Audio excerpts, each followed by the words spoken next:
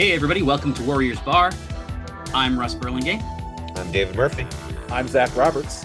and we're here with Around the Lens and Emerald City Video. We're kind of doing a collaboration to talk about lanterns. Yeah, I think that technically in the comic space doing this, Marvel will sue you, but Really? Oh no. Is it Black Panther now, or what is this one, or is well, this I was X-Men, or what is this?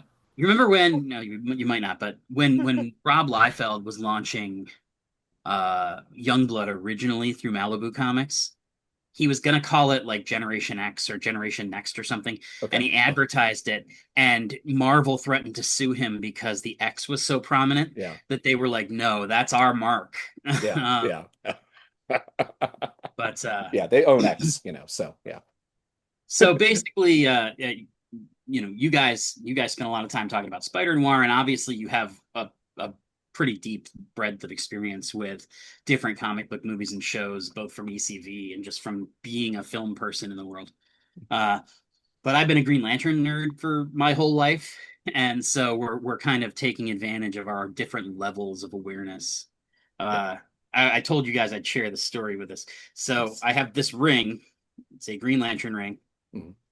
and this was released in, I want to say, 1996. And I had this ring for like my whole like high school, college, all that stuff. I wore it to school almost every day. Yeah. And uh then I was in New York. I was on a date. We were drunk, and somebody snatched my date's purse, and the ring was in it. Um, and when I went to look to replace it, there were zero on the internet. And every now and again, one would crop up, but it would be like $1,000. And I was like, no way. Uh, the original price I think was like 60. I'd pay Um, $1,000 for a Green Lantern ring if it actually could form yeah, Yeah, yeah. yeah, right. thing. Otherwise, why Uh, am I paying for it? but the reason I have this one now is I don't know exactly what happened, but somebody must have found like an old warehouse or something.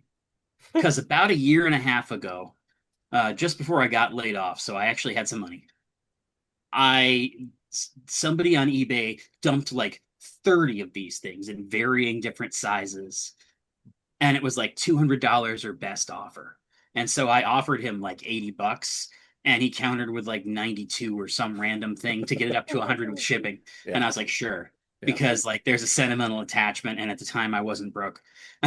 um, but it's this weird thing where I've had this exact ring for like the plurality of my life, I guess, Yeah. but broken up by like 15 years in the middle because some douchebag stole Catherine's wallet in New York. God damn it. God damn it. Yeah. That But again, I would like to make some, special Green Lantern reference, but I am the like weirdly with all of the uh comic books and everything that I read, like I just never like I probably have read three Green Lantern comic books, and that would have been during like if they I don't even remember if they were during the like Spider or during the Spider-Man. Oh my God. We didn't do it Spider-Man too. Like the like Death of Superman arc. Like that would have been the only time I would have read anything. And so like we're going into well, this, and Russ has always been my friend where I'm like, oh, I need to know something about Green Lantern. I'm writing this story for comic book. I have no I idea. I will say I got some bad news for you about the guy who made the comics that tied into the death and return of Yes. Superman. Yeah. Yeah. I got some I bad heard news. about that today. Yeah. Yeah. I I just just got wanted to like go through, double. Dave, what is your level of knowledge when it comes to like Green Lantern as like a character, the lanterns and that sort of thing. Not even the TV show, but like Yeah, I'd say my knowledge of everything Green Lantern comes from just the hodgepodge of various media that have featured the lanterns or the Green Lantern. Like, I never saw the Ryan Reynolds movie just 'cause I heard how bad it was. What's funny is my wife actually saw it. So when I was just like telling her I'm watching this show and I'm doing this podcast about Green Lantern, and I was like, "Do you even know who that is?" Like, "Oh yeah, I saw the Ryan Reynolds movie." yeah. Okay, great. Um, and then beyond that, like I've played the Injustice video games. I've seen a lot of the cartoons. I've watched movies that have had Green Lantern in it, but I've never like absorbed or been involved directly with anything that was solely Green Lantern focused. Partially because there hasn't been a lot that I've been aware of. Like this is the first Lanterns only, Green Lantern only property that I'm aware of. I think there was a cartoon maybe dedicated to it, But again, but then again, beyond that, I mean, I'm not like down with the lore. Like I know Sinestro, I know the Yellow Lanterns, I know the fact that he can manifest things with the ring. Like I know generally all the basic parts and pieces, you know. And obviously, in watching this show and listening to different podcasts and YouTube shows that have discussed this episode, I'm pretty familiar and up to speed with a lot of things. But that's pretty much the extent of my knowledge on Green Lantern. I will say, about 2 years ago, they made an animated direct-to-DVD movie. Hmm. And I think it was called Green Lantern, But Where My Power. I'm not 100% sure. But that one also centered on John Stewart just getting started as a Lantern Hmm. and dealing with the fallout of Hal leaving the Corps. Uh, and so that one might be something that's worth tracking down. I think it's free on HBO Max, so Okay, it sure. might be worth watching for you. It wasn't too bad. It is a very, very loose adaptation of one of the most controversial Green Lantern stories ever written. Oh, wow. Um, and so a lot of people, the problem is that it sold incredibly well and it kickstarted a generation of stories. And so DC and Warner Brothers always want to lean on Emerald Twilight when it's time to do a Green Lantern project. And meanwhile, Green Lantern fans are like, why do we always got to start there? It's kind of like Yeah. starting at the death of Superman, which they also always do. Yeah. Yeah. Yeah. Well, that's I'm literally just so I have the character names up. I think I was literally searching on Wikipedia for lanterns and came up with a page of just lanterns of different types of lanterns. So that's how Wikipedia is Pullman doing and it. So, yeah. but yeah, we're kind of trying to figure out how we're doing this episode. So bear with us when it comes down to it. Do you So want me to give you yeah. guys like a 2 minute version of the lore dump just to give you like the canonical explanation for some of the terms that popped up in the episode? Sure, yeah, that sounds great. Yeah. Go for So it. Green Lantern as a character first appeared in 1940. The in comic books we refer to the different kind of eras of storytelling as the golden, silver, bronze, etc. ages. And the golden age Green Lantern was a guy called Alan Scott. Rather than being a test pilot, he was an engineer on a train. And when his train crashed, this magic lantern protected him and gave him this power ring, which could do basically exactly what you see in the show. It can create all these objects. He can use it to shoot lasers. He can use it as a shield.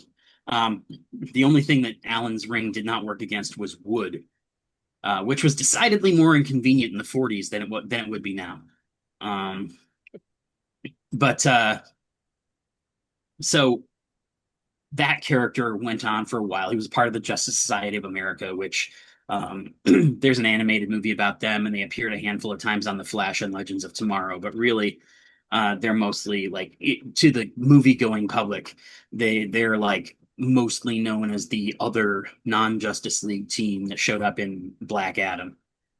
Um, but the JSA in the comics was the first kind of big superhero team in the 40s. And when superhero comics briefly fell out of fashion in the early to mid 50s, most of those books got discontinued. Some of the huge characters, Batman, Superman, and all that, were still in print. But a lot of guys like Green Lantern and the Flash fell away. And so in the late 50s, for reasons that aren't worth getting into right now, superheroes regained their dominance in American comic books and basically have stayed there ever since. Uh, when that happened, one of the things that some kind of intrepid editors decided to do was like, hey, there's this run on superheroes. We need new ideas. Instead of creating new stuff out of whole cloth and trying completely untested ideas, what if we revamp and retrofit some of the Golden Age characters, some of the Justice Society characters? And so you got like a version of the Flash who, instead of like having Mercury's helmet and little wings on his feet, had the skin tight bodysuit and the lightning bolt on his chest, and is the version that you know from the movies and TV shows. And in Green Lantern's case, instead of having Alan Scott, the engineer, you had Hal Jordan, a test pilot. Yeah. And, in both of these cases, because Barry Allen was a police scientist before he became the Flash, and Hal was a test pilot. These were like aspirational jobs for little kids in the late 50s, especially the space race was really heating up. And so the idea of a test pilot, it's like, these are the guys who are eventually going to go to the moon. Yeah. And so that like Hal is kind of a relic of that era of superheroes, which means that he's beloved. He's one of them, he's the default version, excuse me, for most people. But he also is kind of a square. Most superheroes back in the 50s and 60s at DC were like your dad. They didn't have a ton of personality. They were just kind of like follow the rules. This is actually why Marvel gained so much ground in the 60s, because they had flawed, human relatable characters. Spider-Man was a teenager. Yeah. And so over the years, Hal has been a lot of different things for a lot of different stories. Like he has an on again, off again relationship with Carol Ferris, who is the woman who owns the test pilot, like the airfield or whatever the company. Mm-hmm. And whenever they're on the outs, he ends up getting some weird random job and traveling the country as like a toy salesman or something. And he also has kind of a hothead and occasionally just blows up at the Guardians of the Galaxy, which in the Space Lantern version, like the 1950s version, eventually you found out that there's these little blue guys called the Guardians of the Galaxy who have they're the ones who harvest all the green power and hand out the rings. Guardians of the Galaxy or Guardians of the Universe? Guardians of the Universe. Yeah, I was about to say. I'm like, wait a minute. Yeah, we didn't do crossovers, and I remember. Yeah. I'm like, wait, Rocket. And what's funny? What's funny is that I was thinking the whole time not to do that, and of course I did it. That's why you did it. Yeah. But the Guardians of the Universe are these little blue guys. They're the ones who give out the rings. For the time being, that's all you really need to know. They come from a planet called Oa, which is in the center of the universe, and that's where all the green power comes from. Traditionally, Green Lanterns, like going back again to the old days, he would have to charge his battery every 24, or charge his ring on the power battery, which looks like a literal Green Lantern, every 24 hours. And it was weak to the color yellow. So it was ineffective against yellow. For instance, there was a Green Lantern named Chip. He looks like a squirrel, and he was run over by a bus because it was yellow.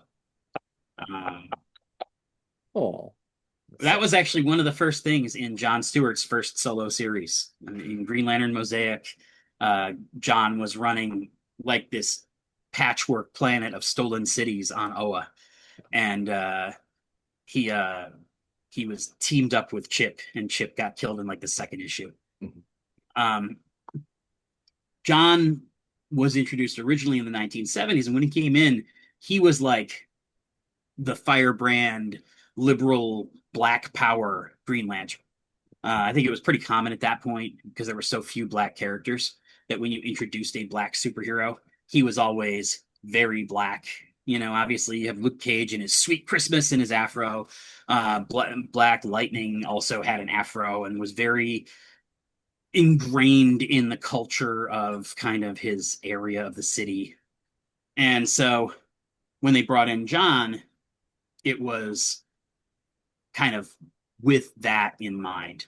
And because Hal was always getting in fights with the Guardians, he would quit periodically. They had actually already, I think by that point, brought in Guy Gardner, although Guy in the original comics was not the guy from the Superman movie. He actually became kind of an arrogant jerk because of head trauma. He went into a coma for a long time, and when he woke up, he stole Hal Jordan's girlfriend and left. And then when they brought him back, the girl had dumped him. He had brain trauma, and suddenly he's an asshole. And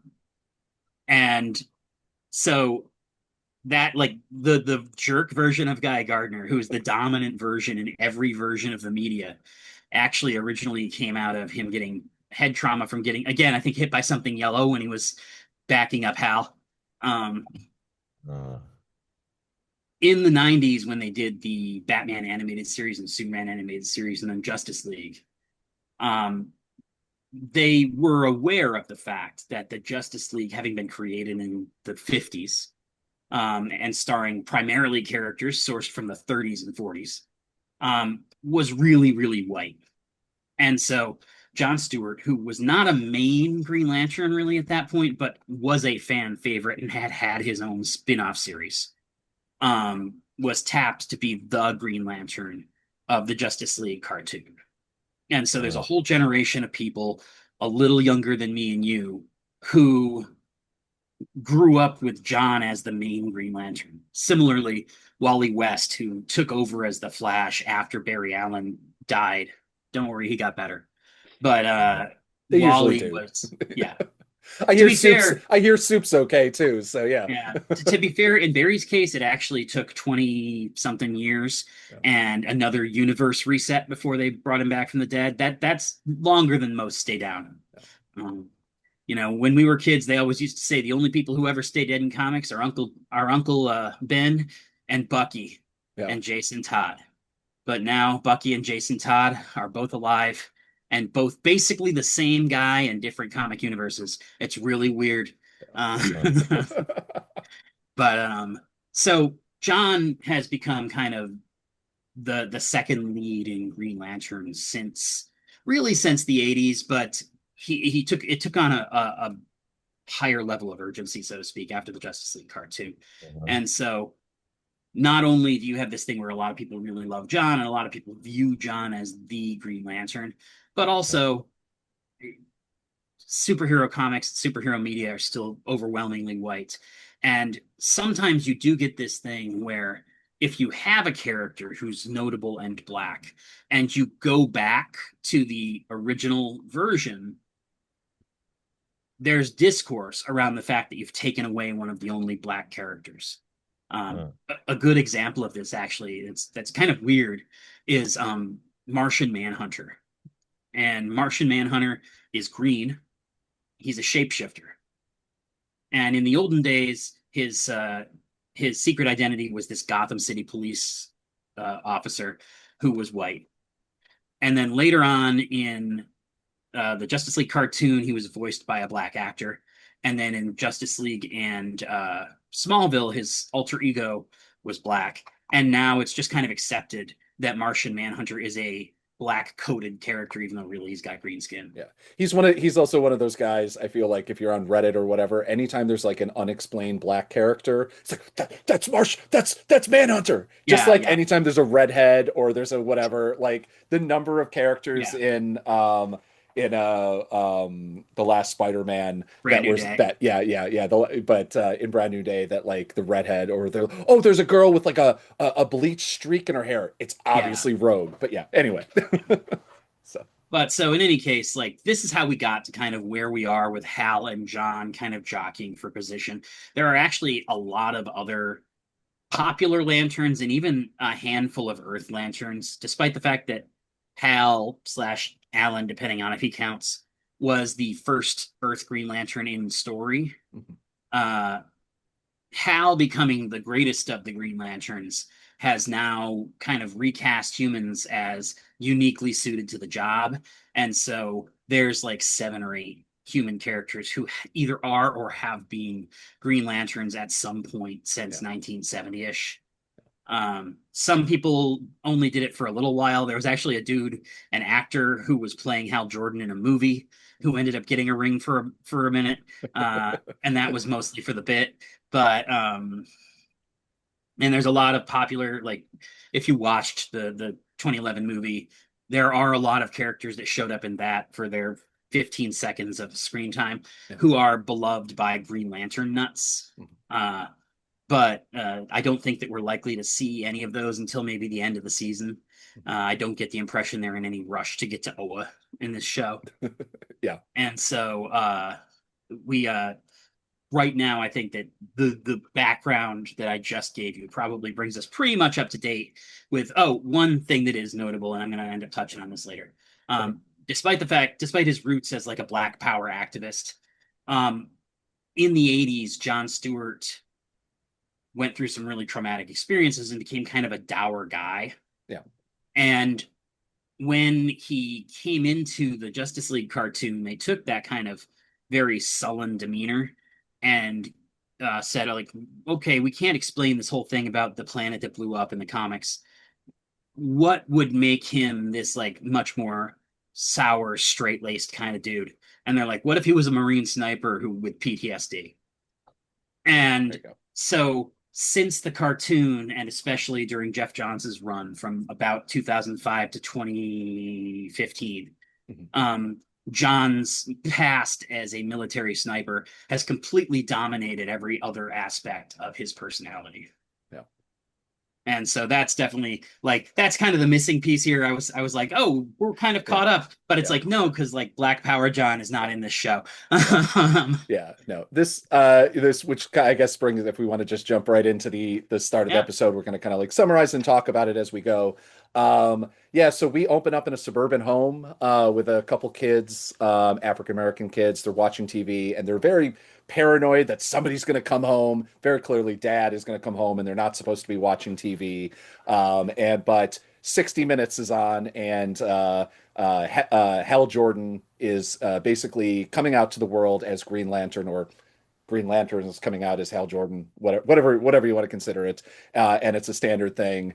And he basically says he's the Air Force test pilot, something along the line. I'm pulling quotes like just I haven't gone back through and whatever. That I'm a regular person just like you, and he seems really cocky. Like immediately he has like kind of a very lesser version of what we kind of previously like for most of the normies, the non Green Lantern Corps that our only introduction right now to Green Lantern is Guy Gardner, who is a notable asshole. Somewhat curmudgeonly and maybe lovable, who knows? But yeah. And so this isn't anything I don't think. Is there something you want to say, Russ?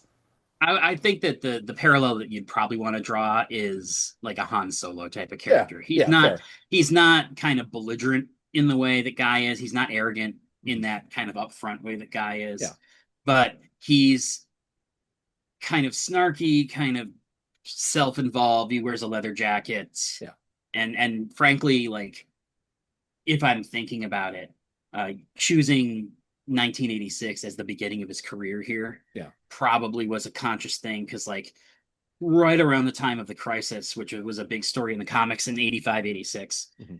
Hal started to take on that kind of Han Solo shtick Yeah. a little bit. Nice.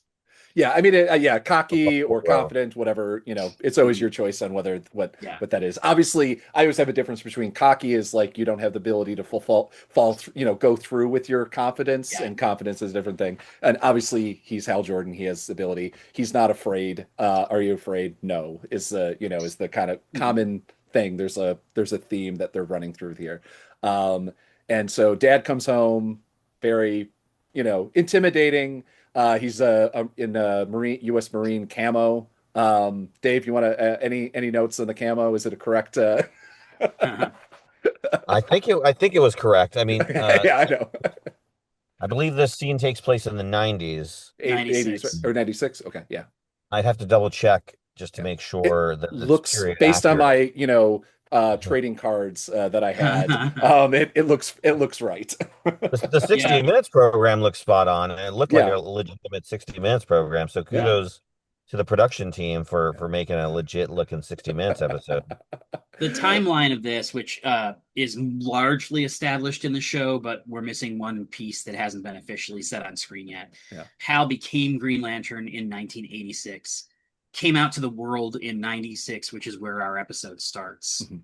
The meat of this episode takes place in 2016, and then there's like a coda at the end of the episode that jumps to 2026. Yeah. So it's very much in the way that like Superman 2025 started with 3,000 years ago, 30 years ago, 3 years ago, Yeah. 3 months ago. It's like this is taking on the like every 10 years Yeah. we're getting a new big development in Green Lantern's kind of arc. Yeah. Yeah. It's a And we nice way don't to jump to it, but we still have a piece of 2006 Hal Yeah. Jordan, which we'll talk about a little bit later. So yeah. like every decade is represented practically. it's a nice way to jump through kind of without having to do flashbacks, whatever. I really like that about Superman. Guns, the newest Superman, and it's something I like. I kind of like about this, that fact that we're just kind of we're getting through it. And one thing that one thing though that is kind of an immediate kind of surprise is that he just grabs who we're gonna later find out is John. Yeah. It kind of not drags him, but he goes out in the back, stands up against a wall that a garage or something like that in his backyard, in his relatively small backyard that abuts another yard. I'm just anyway, Yeah. which worries me anyway. And I know he's just whatever, but and he puts an apple on his head and then basically has this whole thing. Are you afraid? Whatever. So shoots the apple off of his head, and basically the kid is treating it like it's a Tuesday. Yeah. Then he, obviously then you see that this has happened before. The most terrifying thing is that like when you realize that he's been doing it for years because the shots are higher and Yeah. higher and higher and higher. Like, normal human beings put their kid, up against the side of a Yeah. doorway and be like, "Oh, you're 4'5" this year. Oh, next year." No, this is what he does. This is his age. My question is, where are the bullets going? This is not good. I'll say. Isn't it like he's standing against a garage? Do you think Would it go into I'm the sorry, a garage? bullet is just going to go through linoleum, or through siding and then through, Some plywood? somebody at a payphone is like, "Why did the bullet come out of the Yeah, wall?"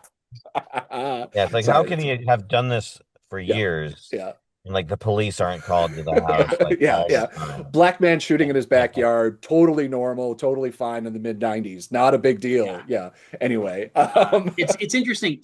They don't establish in the like there's no place subtitles. You like all the every time we are given a place, it's through context clues or signs yeah. or whatever. Um, so we don't know where he grew up. The first time we see John, he's at a boxing gym in Coast City, Mhm. which is in the comics traditionally Hal's hometown. Yeah. John is actually from Detroit, which is one of a handful of things that makes John kind of an outsider character in uh, DC. Almost all major DC characters come from a fictional city. Like that's one of the things that differentiates DC from Marvel is like in Marvel, everybody lives in New York. At DC, you have Metropolis and Ivy Town and Gotham and Coast City and where Star City and wherever else. And so it's just interesting to me that we don't know for sure where that is. Certainly, I think um, if we're being asked to believe that a black man shooting a gun in his backyard in Detroit is not noticed, that's probably not real. I mean, um, in the mid '90s, yeah, probably not. Maybe there wasn't anyway. I'll say one other thing I just wanted to well, there's two quick things in my notes that are probably worth mentioning. I don't know if you guys will have anything to say about this. Feel free to jump in. Yeah. Um, Obviously, for the last 20 years, there's been some version of the DC universe on TV pretty much at all times. You had Smallville and Birds of Prey and some other stuff like that starting 20 years ago. And then round about 2011, we got the whole Arrow verse with Arrow and the Flash and Legends and all that kind of stuff. And Hal's going on TV to reveal himself to the world is weirdly common, specifically in very recent DC TV. That's how Supergirl ended on the CW. She went on the news and said, "Hi, I'm Kara Danvers, and I'm Supergirl." And then in the last season of Superman and Lois, there was a whole episode built up around his going public because he felt bad about the impact that keeping his secret was having on people in his small town. Yeah. Um, and so it's a very odd thing, but it's so oddly specific. I'm struck, and I do wonder if it might be a remnant of because there was a version of this show that was in development before this with Greg Berlanti and Mark Guggenheim, who are the people who were the executive producers on Arrow, also did the first draft of the 2011 Green Lantern movie. Um, Funny enough, they asked Michael Green, who wrote that script with them, if he wanted to play, and he was not for it. Yeah. He didn't want to come back. That's But the funny. other Yeah. the other kind of thing besides that I wanted to point out is that 1996 in particular is a weird starting point. And again, like 86 as is the start of Hal's career, it's like I want to assign these things meaning, and I don't think they have any. Frankly, I don't think the people making the show are particularly interested in Green Lantern like lore. Mhm. But 1996 is interesting because, first of all, it makes John Stewart a bunch of years older than Aaron Pierre, the actor who plays him, because Aaron was born in 1994. Yeah. So he would have been 2 when he was getting his headshot. I mean, based on the lowest Yeah, amount of thing, he that's was 2 years old and get anyway. Yeah. what's interesting is that at that time, Hal Jordan was actually a villain who was on a slow motion redemption path. Mm. In 1993, there was a story where Hal went crazy, killed a bunch of other Green Lanterns, and became a villain. And he stayed that way until the fall of '96, when he died, like sacrificed himself to save the world in a story called The Final Night. And so it's just an interesting, like at the time when this takes place in the actual comics, John Stewart did not have a Green Lantern ring. He was a paraplegic. Uh or no, quadriplegic, sorry. Um and Hal was a villain. The one and only Green Lantern who existed was a character called Kyle Rayner, who is not in this show at all. Yeah. And so it's and specifically in the fall of '96, Hal died. Um, Yeah. and funny enough, Hal died in The Final Night, which was a story where the sun went out and he had to reignite it. Mhm. So Hal very much died in the snow. Um, Spoilers. and again, But I don't think any of this is on purpose, but it's yeah. interesting. It's an interesting parallel. Yeah. Yeah. Yeah, there's a lot of debate about, is that Hal? We'll get to that when we get to the end of the episode. But, you know, what I love about these DC universe, you know, programs as directed by James Gunn is, they're all lived in universes, right? Yeah. Superman isn't an origin story. This isn't an origin story, really. I mean, sort of, kind of, if you want to talk about, I guess, John Stewart, but it feels like it's like, here we are, this exists now. Let's do stories in this universe, which I like. It's refreshing. I will say, even though this is tonally not very similar to Superman, obviously, I like the thematic carryover of Hal's kind of message to the world being that he's a regular guy. Like it very much immediately, my mind went to the monologue at the end of Superman. I'm as human as anyone. Mhm. And that feels like it can't be accidental because those things are both they're small moments in the scale in the scope of the project, but they're statements of purpose. Yeah. They do also feel like, there's like kind of a distinct, for me, there's like a kind of a distinct difference between there. I like that Gunn is establishing this is a different kind of thing than Marvel, what Marvel's doing. And this is not a knock Right. against Marvel, but it's just like you had the last episode, the last kind of arc with Spider-Man where he's just like that, erase everyone's minds. You had Civil War before that where people were being forced to kind of, unmask or whatever. And the fact that, like, as you were explaining, I mean, like, obviously that wasn't Gunn, that was, Guggenheim and Berlanti's kind of world. But like the fact that like they're very much like, again, I think that this goes to, thing, which is, they're just normal people for the most part. Obviously there's exceptions and like those guys are kind of, some of them are assholes. I mean, like Guy Gardner is not going to tell, people or whatever. But I guess he's, but It's going to be interesting to see how he fits in because we know he's in this show at yeah. some point. Here's one thing that I wanted to put to you guys. So John's dad gets like the super villain intro. And I think that was just questionable filmmaking, or maybe it was just trying to build up a kind of a false, like, obviously that's not good parenting, but I don't get the impression based on every other interaction between the hug and the phone call Yeah. that he's going to turn out to be a bad guy. Yeah. But it's interesting in like, there's two things. First of all, the other big live action DC project has been Peacemaker, where his dad was the big bad of the first season and the head of like a Nazi cult. Yeah. And also, this is written by Tom King, who is just like, his comics are full of daddy issues. He wrote this incredible graphic novel called Mr. Miracle, which deals with kind of the two adopted sons of warring planets, like basically the king's traded sons as collateral to prevent themselves from murdering their whole planet. Yeah. Um, because it's like you're not going to blow up my world if your kid's here, Yeah. and the result of it is that your main character is raised by a monster, like he's Space Hitler, Yeah.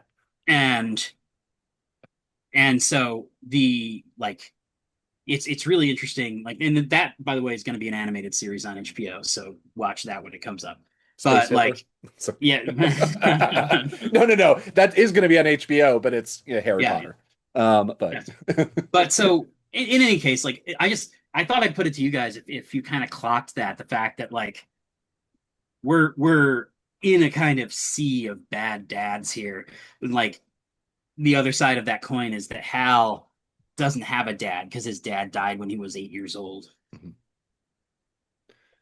I mean, the idea of kind of lineage, right, and parentage being a catalyst for whether that be good or evil, or something that is used as a story point, I see in many superhero Mm. films and media, right? We have, going to the Marvel side, Guardians of the Galaxy, Quill's dad was a heinous villain, right?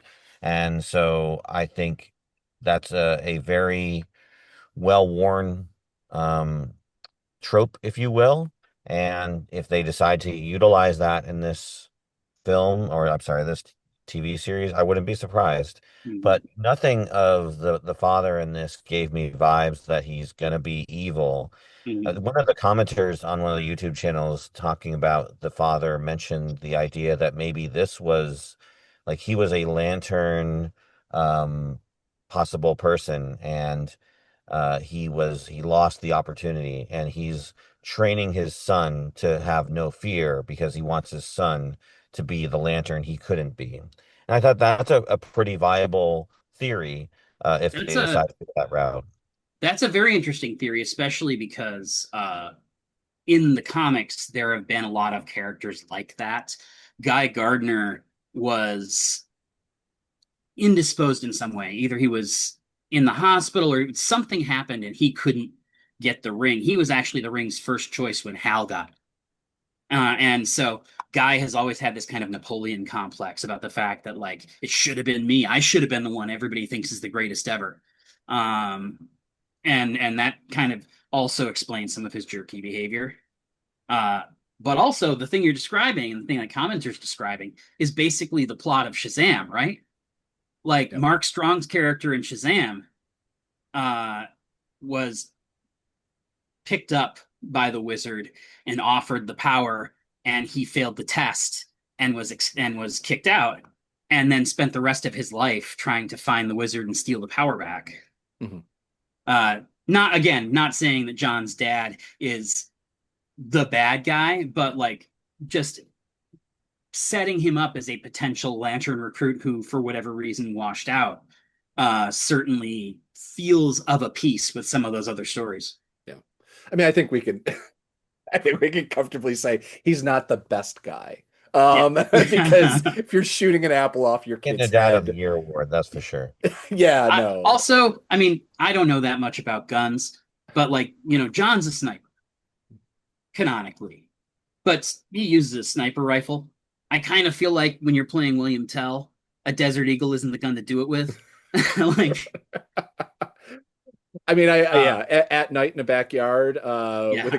a, yeah, I mean, He wasn't with that no, far away. That's not a hard shot to get at yeah, this. but there's like a hard shot. I think that you have to have like a certain level of like, it's not confidence. It's, I don't know what it is to be able to shoot. Like if it's a target, I feel comfortable. I could make that shot at that range. Like, and I'm not even that great with a handgun, but you put it on top of a 10-year-old child or whatever's head, and I have to shoot the apple off of it at center mass. Like I'm shaking a little bit.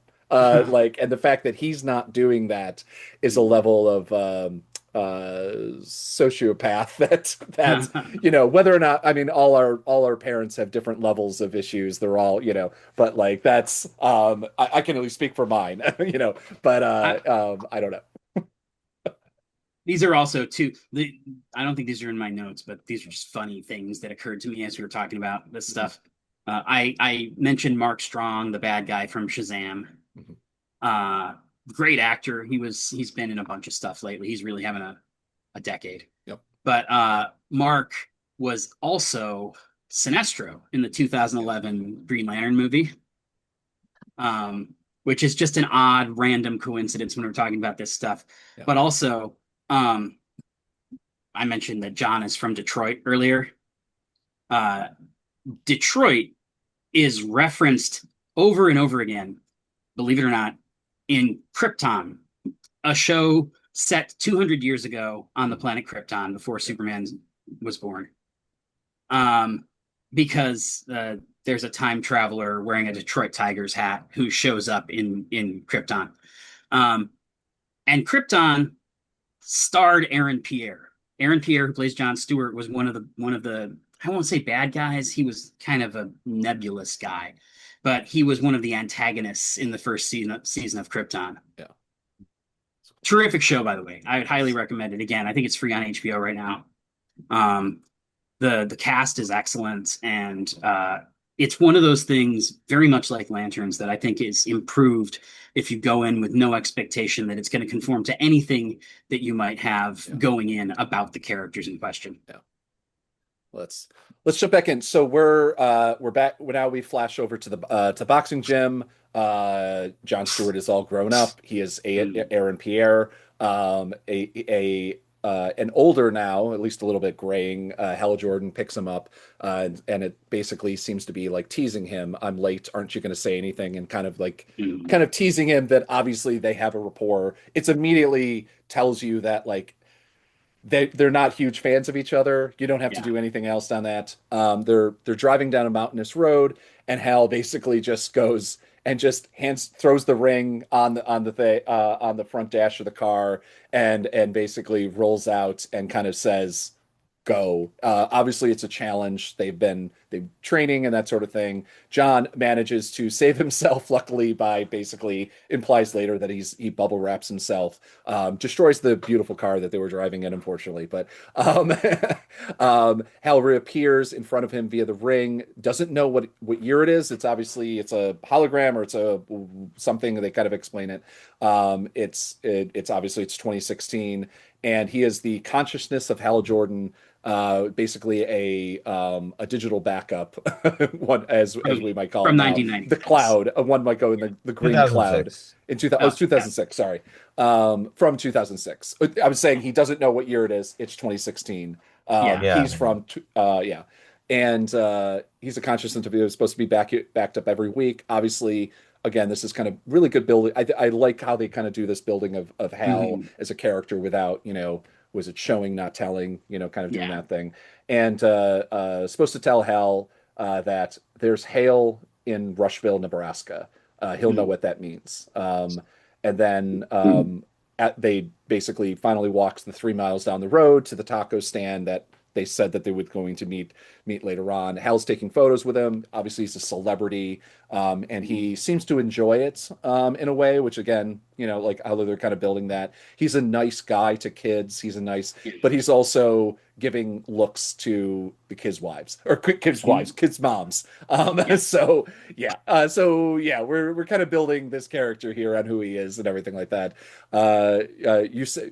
Um, John says you've sent yourself a message. Tells him the message that there's hail in Rushville, Nebraska. Boom! Immediately just flies off. Doesn't say anything Mhm. to him.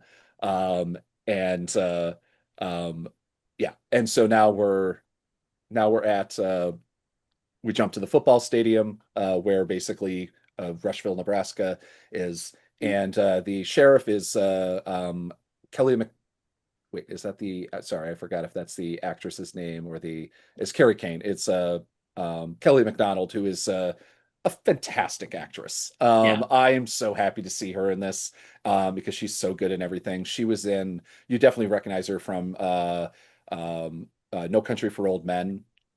She was the wife in the movie, Yeah. and she was so good in that. But she's, you can just look at her catalog of insane things. Oh my God, I forgot she was the kid in Train Spotting. Um, Oh, she yeah, was yeah, the yeah. 16-year-old or whatever, the too I young girl that he I slept. Yeah, certainly do not remember her from that. I haven't seen that movie in yeah, 30 no, years, but I do wow. remember seeing that now that you mentioned when I was Yeah, like she was grub. fantastic in that, but I totally forgot that I did never put those two people together as one person. But yeah, so Sheriff is Kelly McDonald telling Hal that he doesn't have, basically, don't give me any of that Juris my diction crap. Yeah. But that's my reference. But there was a mass shooting at the football stadium. Hal, uh, they're standing in the stands, and basically Hal is like, the victims are going to be aliens, and basically, kind of no one believes them at this point. And it seems like the sheriff has dealt with Hal before. Am I wrong? And everybody got that vibe too, like I especially at this point. certainly, what's funny is I definitely got that vibe for the first like 10, 15 minutes of the episode. But once they settled in, like once he was in custody Yeah. and then like meeting the husband and blah blah, I don't think I don't think that was intended. I think it was just that like I think that you're meeting these characters in media res, and Hal is such a big personality Mhm. that she's already developed this antagonism Yeah. in the 6 hours that she's been stuck with him before John shows up. I, I, Um, the only thing I can think of is that she knows him from what we're going to talk about in a couple minutes on the reason why they go to the ranch, and the yeah, fact that he's a wanted figure. She's heard about Hal, and she doesn't want Hal yeah. there because she knows what's going to happen. Mhm. That's kind of like, I wrote that down when I was watching it, and Yeah, literally as we were conversating, which is a word I've decided to make up today, yeah. that's what I came up with. So, but So yeah. there's a couple of things I wanted to Mhm. kind of point out, and these aren't necessarily comic book insights, but they're just insights that I had while I was doing it. First of all, I think we've already kind of spoiled the spoiler anyway, but spoilers. Um, these holograms are going to give us a chance, I think, to have Hal in the project long after he's dead. Um, I assume that for the rest of the season, we'll probably only see Hal alive in the 2016 sessions. But at some point, we'll get like one final visit from the ghost of Christmas Hal to tell John that he's done a good job. Um, Yeah. Maybe he did uploaded a backup right before he died. right, exactly. I mean, I certainly think that there will be some backup of the gray-haired Hal that was created sometime between 2016 and 2026 for John Stewart. Yeah. Like, I can't imagine that that's not the end game of the hologram thing. Yeah. Um, but I also think that the idea that Hal has not updated his hologram in a decade, um, it's indicative of the way that he's approaching kind of life in this job. Like, they have the thing where he says that, he doesn't wear the costume anymore, and he uses the illusion that ties are a pain in the ass, that, Yeah. the ceremonial garb isn't for everyday use because it's just silly. Mhm. Um, it's funny because of course like the rumors ahead of time were that the production team just didn't want like no tights no flights, they wanted to go back to Smallville rules, um and they were overrode on that probably by Gunn, but like this kind of just lampshades it because Mhm. there's so little costumes. um Yeah. Yeah. uh Another thing, oh no, because we haven't gotten there yet. Yeah. But but anyway, those were the two things that I kind of pulled away from the hologram thing. Is that the hologram thing kind of ties into this overall thing of like he's just kind of doing his thing and he's really not doing it the right Yeah. way. I think that probably, if you've seen the trailers, there's a scene where he comes face to face with Sinestro in Sinestro's cell, Mhm. and Sinestro he says that he's training his successor, Yeah. and Sinestro says he's not really your successor, Hal. You're not that dumb. And he's like, no, I know. He says, what is he? And he says, my replacement. Yeah. And so I think that probably the reason they're actively looking for a replacement instead of waiting for him to die like every other Green Lantern Yeah. is because he's too good at the job to fire, but he's a giant pain in the ass, and so they Yeah. want to see if they can find somebody else who's almost as good. Well, I think that also, I mean, like he makes the kind of he tells that little story at the taco stand where it's just like, you go to work on the first day and you wear the tie Right. and the whole thing, and then by then you realize you kind of don't need to do all of that. And so Yeah. like I that is definitely, like as you said, Dave, like this is a well-worn universe. And the fact that like he's been doing this long enough that it's kind of everything's, old Mm. hat. It's just like I don't need to do this. And yeah, if you're like the, I guess, United States military, or you're just like the person humans, and you Yeah. might be a little worried that your only line of defense, or one of your only lines of like consistent defense that's not like in Metropolis or something, Yeah. that goes places, doesn't really give too much of a shit, and could just like tomorrow be like, because it also implies that he's not just on Earth, that he was off on another planet Yeah. doing shit. And so he's kind of, in a way, he's like the Captain Marvel, where it's just like, Yeah. would be really nice to have Captain Marvel in this situation, wouldn't it? And like, which Well, is like, and remember, again, going back to the beginning of Superman, it was 3 years ago, as of 2025, when Superman debuted, Mhm. which means that in 2016, when we're seeing the training piece of this story, the main meat of Lanterns takes place in a world with no Superman. Yeah. And there may be some other costumed heroes. Certainly, according to that same introduction, metahumans have been around forever. Mhm. But somebody on the power scale of Green Lantern Yeah. is world changing power, Yeah. especially in a world where you don't already have a Superman and a Supergirl. Yeah. Yeah. Do we think that Guy exists in this at this timeline? When I do we don't know think? when Guy got his ring. I assume Yeah. we'll find out soon. Yeah. Okay. He's in the trailer, Yeah. and I will say they've dug themselves kind of this interesting hole to try to figure out, because it's like John is only going to get his ring when Hal dies. Mhm. But for some reason, at some point before 2026, and presumably before John gets a ring, because he goes looking for the ring on Hal's hand at the end, Yeah. Guy has come in and become a public figure, and blah blah blah blah. Yeah. It's also interesting that Guy in Superman is referred to as Green Lantern, like just Green Lantern. Yeah. There's no reference to Hal. Since this show's been in production for a while, Mhm. that could indicate that Hal was basically like on the bench for a while before he died. Yeah. Um, I there's been some speculation, and I don't know if I necessarily buy it, because again, like him having the ring up until 2026 wouldn't make sense if this story was going to happen. Mhm. But there's been some speculation that they're going to do some version of parallax between 2016 and 2026, like that Hal will have been evil, and corrupted by kind of the impurity in the ring. Um, I don't know if I buy that. Um, but certainly they do like going back to that well. Yeah. So it's possible. Yeah. Yeah, I've heard two things about the whole Guy Gardner situation. It's that either one, he is the lantern for this sector because there's only supposed to be one lantern for Earth, or two, that the Guardians have felt that Earth is such a important focal point in the Yeah. universe that it is worthy of multiple lanterns, in which case that's why more than one lantern exists, so supporting Yeah, Earth. that's what happened in the comics at some point, like to justify all of these human lanterns that are floating around. They Mhm. basically were like, look, now that you have all these superheroes constantly attract threats. And there's aliens and Yeah, supervillains and all kinds of shit. Like, sure. you're gonna have your 2814 lantern, and then you're also gonna have an Earth lantern that just stays there full time because this planet is a mess. Um, Yeah.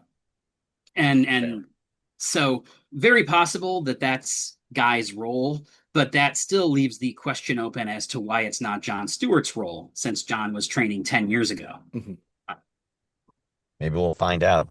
Yeah, I'm sure there's an answer, but it's an interesting kind of own goal. They've created this kind of weird little hole they have to plug, um, that doesn't seem necessary. Yeah. It's if you want to get back, so like the one thing I found, I think I got the order right on in my thing, but like the immediate he leaves and like John has to take commercial airlines to he Yeah. has to go through TSA security, whatever. Like isn't it like he works for like what's going on? Like that's like kind of the one thing where I'm like, shouldn't he have like a fighter jet like on standby or something like that? So like it does. I don't know if that was like a bit. Like they're like, okay, this will be kind of funny, or whether Yeah. it means that like, oh no, like Hal and him are not like with the government in the way that like kind of I think we think they are. Like when because they imply that like his bosses, picked Yeah. or picked John, not Hal didn't pick John. Right. Yeah, I don't think that they are with the government in any meaningful way. I think that like the way that the interactions with the sheriff goes and the way that like just interstellar politics in the DC universe yeah. tend to go in comics and stuff. It's more like, UN peacekeeping forces. Could it It's could it like possibly? I mean, we this is we work with them, we give them their due, but like they're usually considered to be in the way. could it possibly be that he's part of the like within this that he's part of what would become the League? Uh, Like the JLA or whatever. yeah, oh my God, I'm blanking on Jesus. The Yeah, what would become Justice League the America. what's Justice that? Gang. Yeah, Justice Gang. Yeah, that's what I I was. don't think so because I think that like the implication in Superman, I think, was that that group of heroes was assembled by Maxwell Lord Yeah, relatively recently. yeah, I think that there have been heroes for a few years at that point, but that those characters were brought together by Max yeah, very recently. Like you see when they go to the Hall of Justice and there's the big yeah, mural yeah. with Max Lord in it. Um, so I don't think that there's any like super team. I think that like I said, I think that there's I think there's a level of politics Yeah. involved in the sense Yeah. that like again, UN peacekeepers is maybe not a perfect analogy, Mhm. but it's kind of the way that I see the relationship that the Lantern Corps has with Yeah. terrestrial law enforcement. Yeah. It's like theoretically you have a pretty broad mandate, Mhm. but people push back Yeah. because they don't want you jacking their shit. Mhm. Yeah. So we have a great moment at the like this is where I think a lot of people are saying there was like rumors beforehand that like they really wanted this to be a basically True Detective Yeah. without capes or anything like that. Yeah. But like you have this great moment where John immediately like kind of reads the scene Mm. where it's just like basically that he thinks it's a team rivalry shooting. Yeah. And that like, oh, this happened. They score the thing. He notices fairly kind of Sherlock Holmes level kind of notice Yeah. things like, oh, there's still like the T. I don't play football. That like where they did the field goal and he notices kind of all these things in the paradigms. And so that was kind of an interesting moment. And then kind of like John throughout the whole thing is like, yeah, no, it's fucking aliens. Like and then they notice that one of them is still there because they noticed a Mm. redneck this is their words Yeah. ditched his sweatshirt and basically now we have a chase scene and basically they run through the school, they run through everything.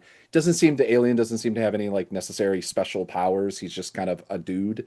Yeah. Um, and so, but John is able to kind of like be smart and like work around the building and then just catches him around Mhm. the corner, knocks him out in one Right. punch, and then they haul his ass away to jail. And then we go to a bar, and where immediately another thing that shows kind of to hell and how like kind of I like it's kind of like lived in again. Like it's just like he's been doing this for a long time. I can't. Lord only knows how somebody like Hal makes money, and has everything. So he makes a $20 counterfeit bill out of using the ring and basically loads up the jukebox with playing one song. Did anyone catch what song it was? I couldn't hear I it. No. recognized it, but I didn't immediately know I'm it. sure that if you go on EW and read the Yeah, yeah, episode I'm sure. synopsis, they have it there.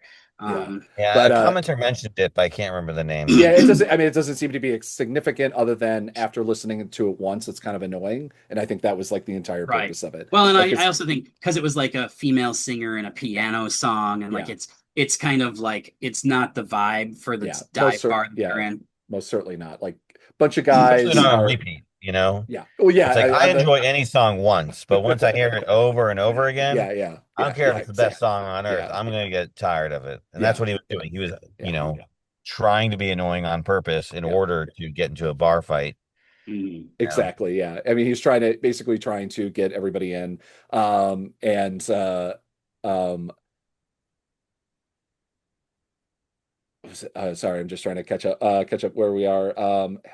Hal very I, clearly wants to start a fight. Yeah, go ahead. I will interject just Yeah. because this is a thing that happens all the time in Mhm. PG-13 media. I won't even say comic book media. Um, in the comics, uh, Hal is an alcoholic, and at one point they like retconned his origin to include a drunk driving accident that ruined some of his friends' lives. This is a major character flaw. It's one of the only things that Hal has real regrets about in his life. Yeah. And so, very much like Iron Man, you're taking this like serious character flaw and transforming it into kind of a charming bit. Yeah. Um, Yeah.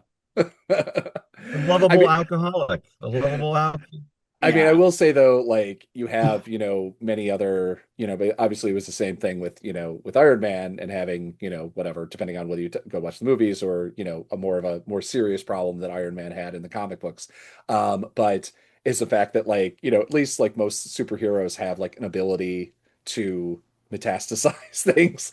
He doesn't yeah, see, I don't know, there's no implication here that somehow he's just a dude again with with a ring that gives him powers and yeah. so, basically I mean, here's the thing: yeah, the ring's power is limited only by your will yeah, yeah, and your imagination. So, in theory, he could use the ring to metabolize alcohol for him, yeah, but that's yeah, obviously not a thing that's going on here. yeah. I would like to Um, know what something I love about the ring and like punch me in the face for this comparison, but it's very much like a command, like an AI command. Like it's only as creative as its yeah, oh person that yeah, is able to do it.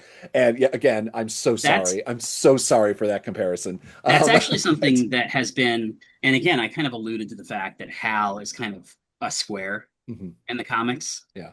and famously in the 50s and 60s, he would create like a boxing glove, a hammer, Yeah. a car, Yeah. and like would just, but anything, first of all, he only created those fairly simple things. And second of all, when he used them, it wasn't like he was driving around in the car. He just used it to throw at some. Yeah. And Yeah. so everything he created was essentially just a battering ram with a different skin. Yeah. And people eventually it became like a running joke that like of all the lanterns he's supposed to be the greatest but he's the guy who's always using the fucking boxing Yeah. glove. um I mean, if it works, it works, sometimes. and so first of all it's kind of funny that Hal makes the snarky remark about the bubble wrap Yeah. because it's like putting the shoe on the other foot a little bit. Yeah. Yeah. Yeah. Well, I mean, But also in that scenario, secondly, what is he supposed to do? yeah, but secondly in the 90s like when seconds to the side. So I mean, yeah. Well, also, I will say he gives John shit for creating bubble wrap, but the only thing we see him using combat is just a bubble. Yeah. Like it's just a ball. Yeah. Yeah. Um, but the other thing is that like in the 90s we had they introduced Kyle Rayner, as I said, who was the only Green Lantern for about 10 years. And Kyle was a cartoonist by his day job.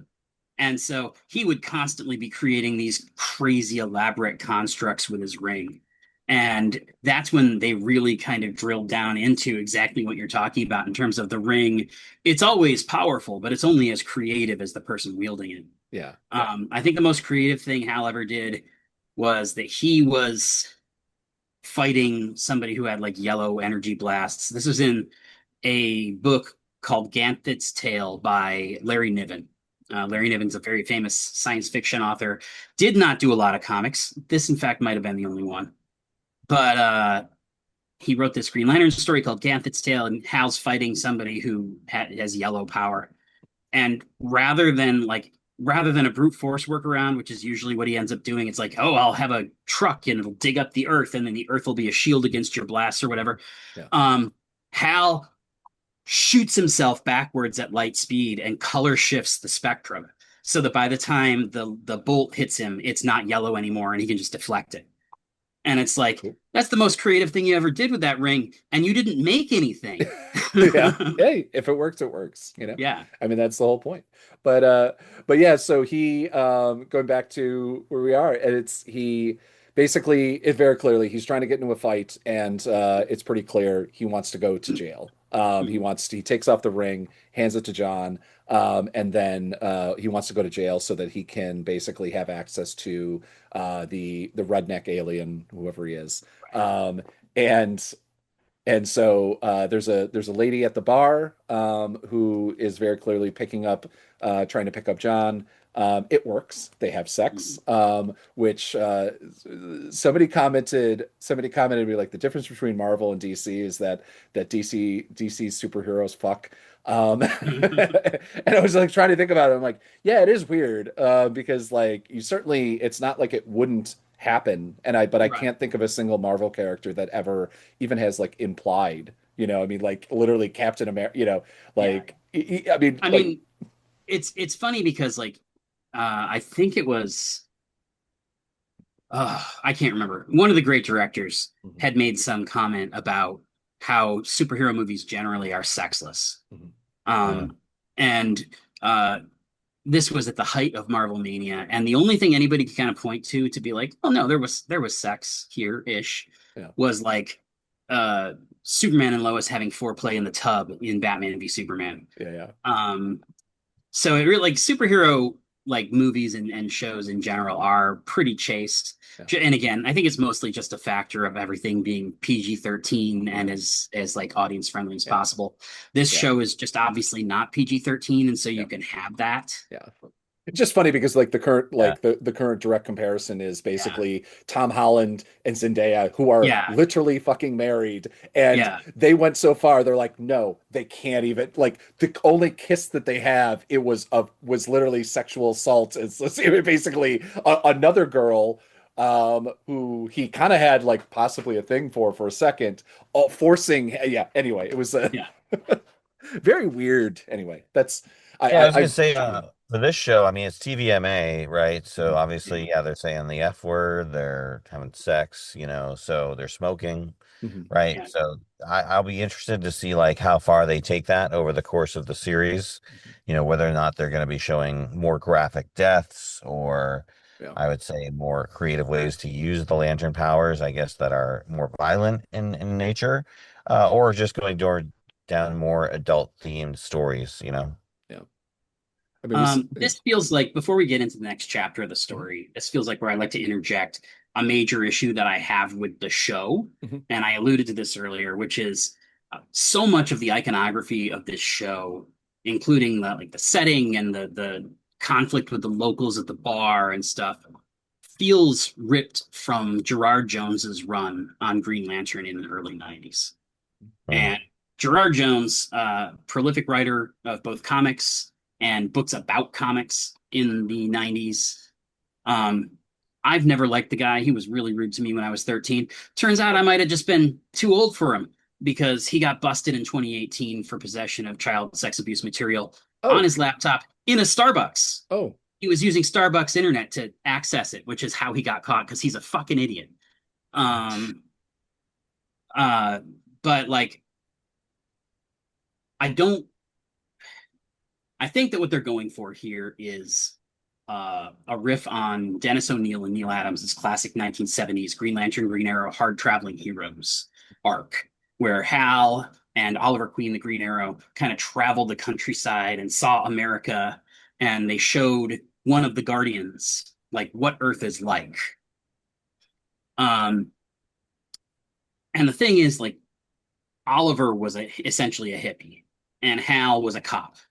And so they were constantly butting heads, but they were butting heads in a very different way than what you see in Lanterns. Like there was kind of more meat on the bone. It wasn't just a minor personality clash between two different kinds of cop. The fact that John's military background is so prevalent in his persona now, and the fact that he's the straight-laced one instead of the firebrand, like makes this very much a cop show. yeah. you know and again, like in the comics they've been trending more and more towards that for like 20 years now, Mhm. but like, so to me they're trying to capture the magic of hard traveling heroes, and it's just not working. It feels more like the Jones run, uh not least of all because the Jones run is the only time that we had Hal Jordan with the Gray Temples, that like which was retroactively made into he's been possessed by a space parasite. Yeah. But so to me, I'm really bothered by the fact that like DC has ostensibly broken off all relations with Gerard Jones. They don't sell his books on their digital storefront, except for that chapter that was part of Reign of the Supermen because it's historically too important for them to abandon. Yeah. And they canceled a print run that, God, just the worst luck.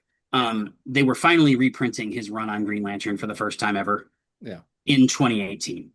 The week before the book hit shelves, he was arrested. And so DC recalled the book and pulped most of them and sent the rest to Ollie's. Yeah.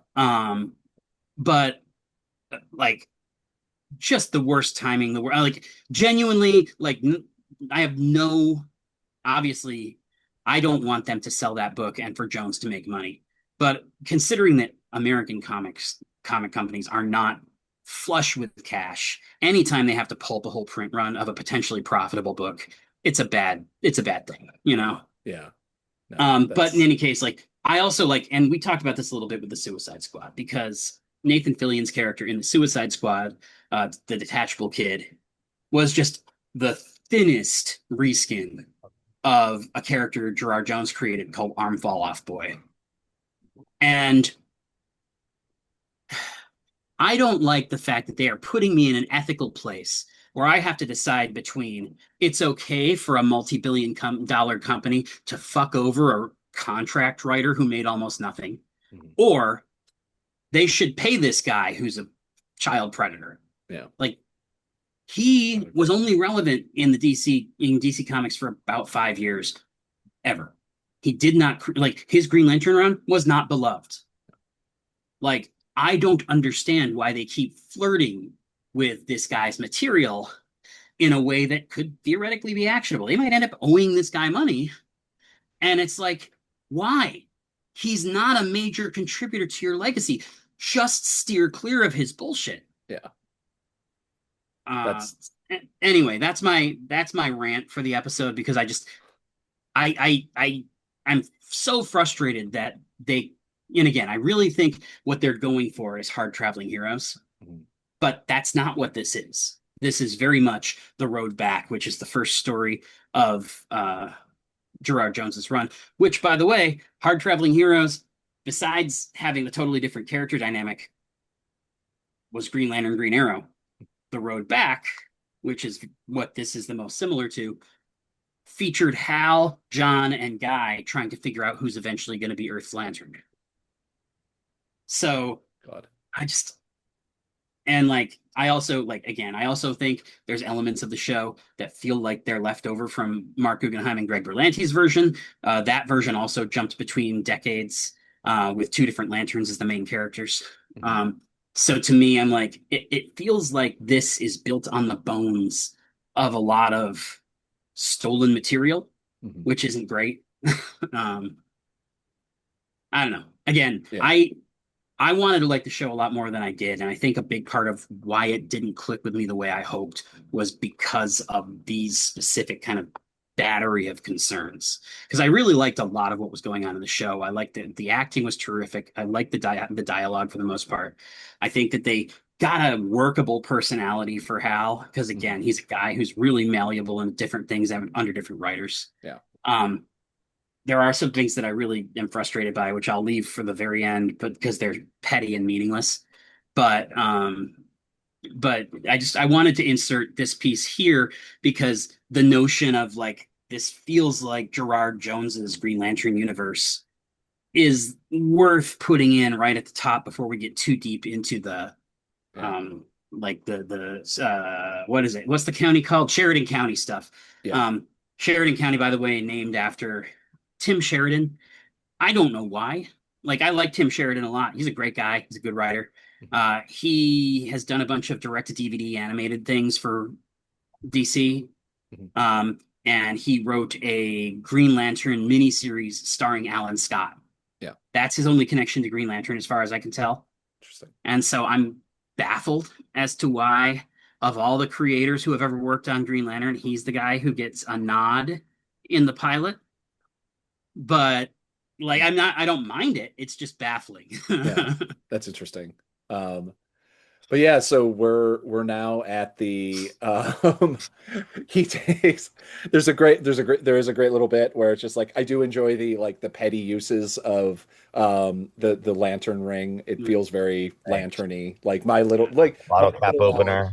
Yeah. Yeah, yeah. Yeah, it was just like where he lights he John Yeah, lights his John using it to cigarette. light the cigarette. Yeah. I think, although, like, as somebody who hasn't used it that often, it's like, how does he know? Does he feel comfortably feel the ability to not like have like a flamethrower or a Yeah, small, like, basically like a car lighter, like a yeah, cigarette lighter from a car, which is essentially what he does.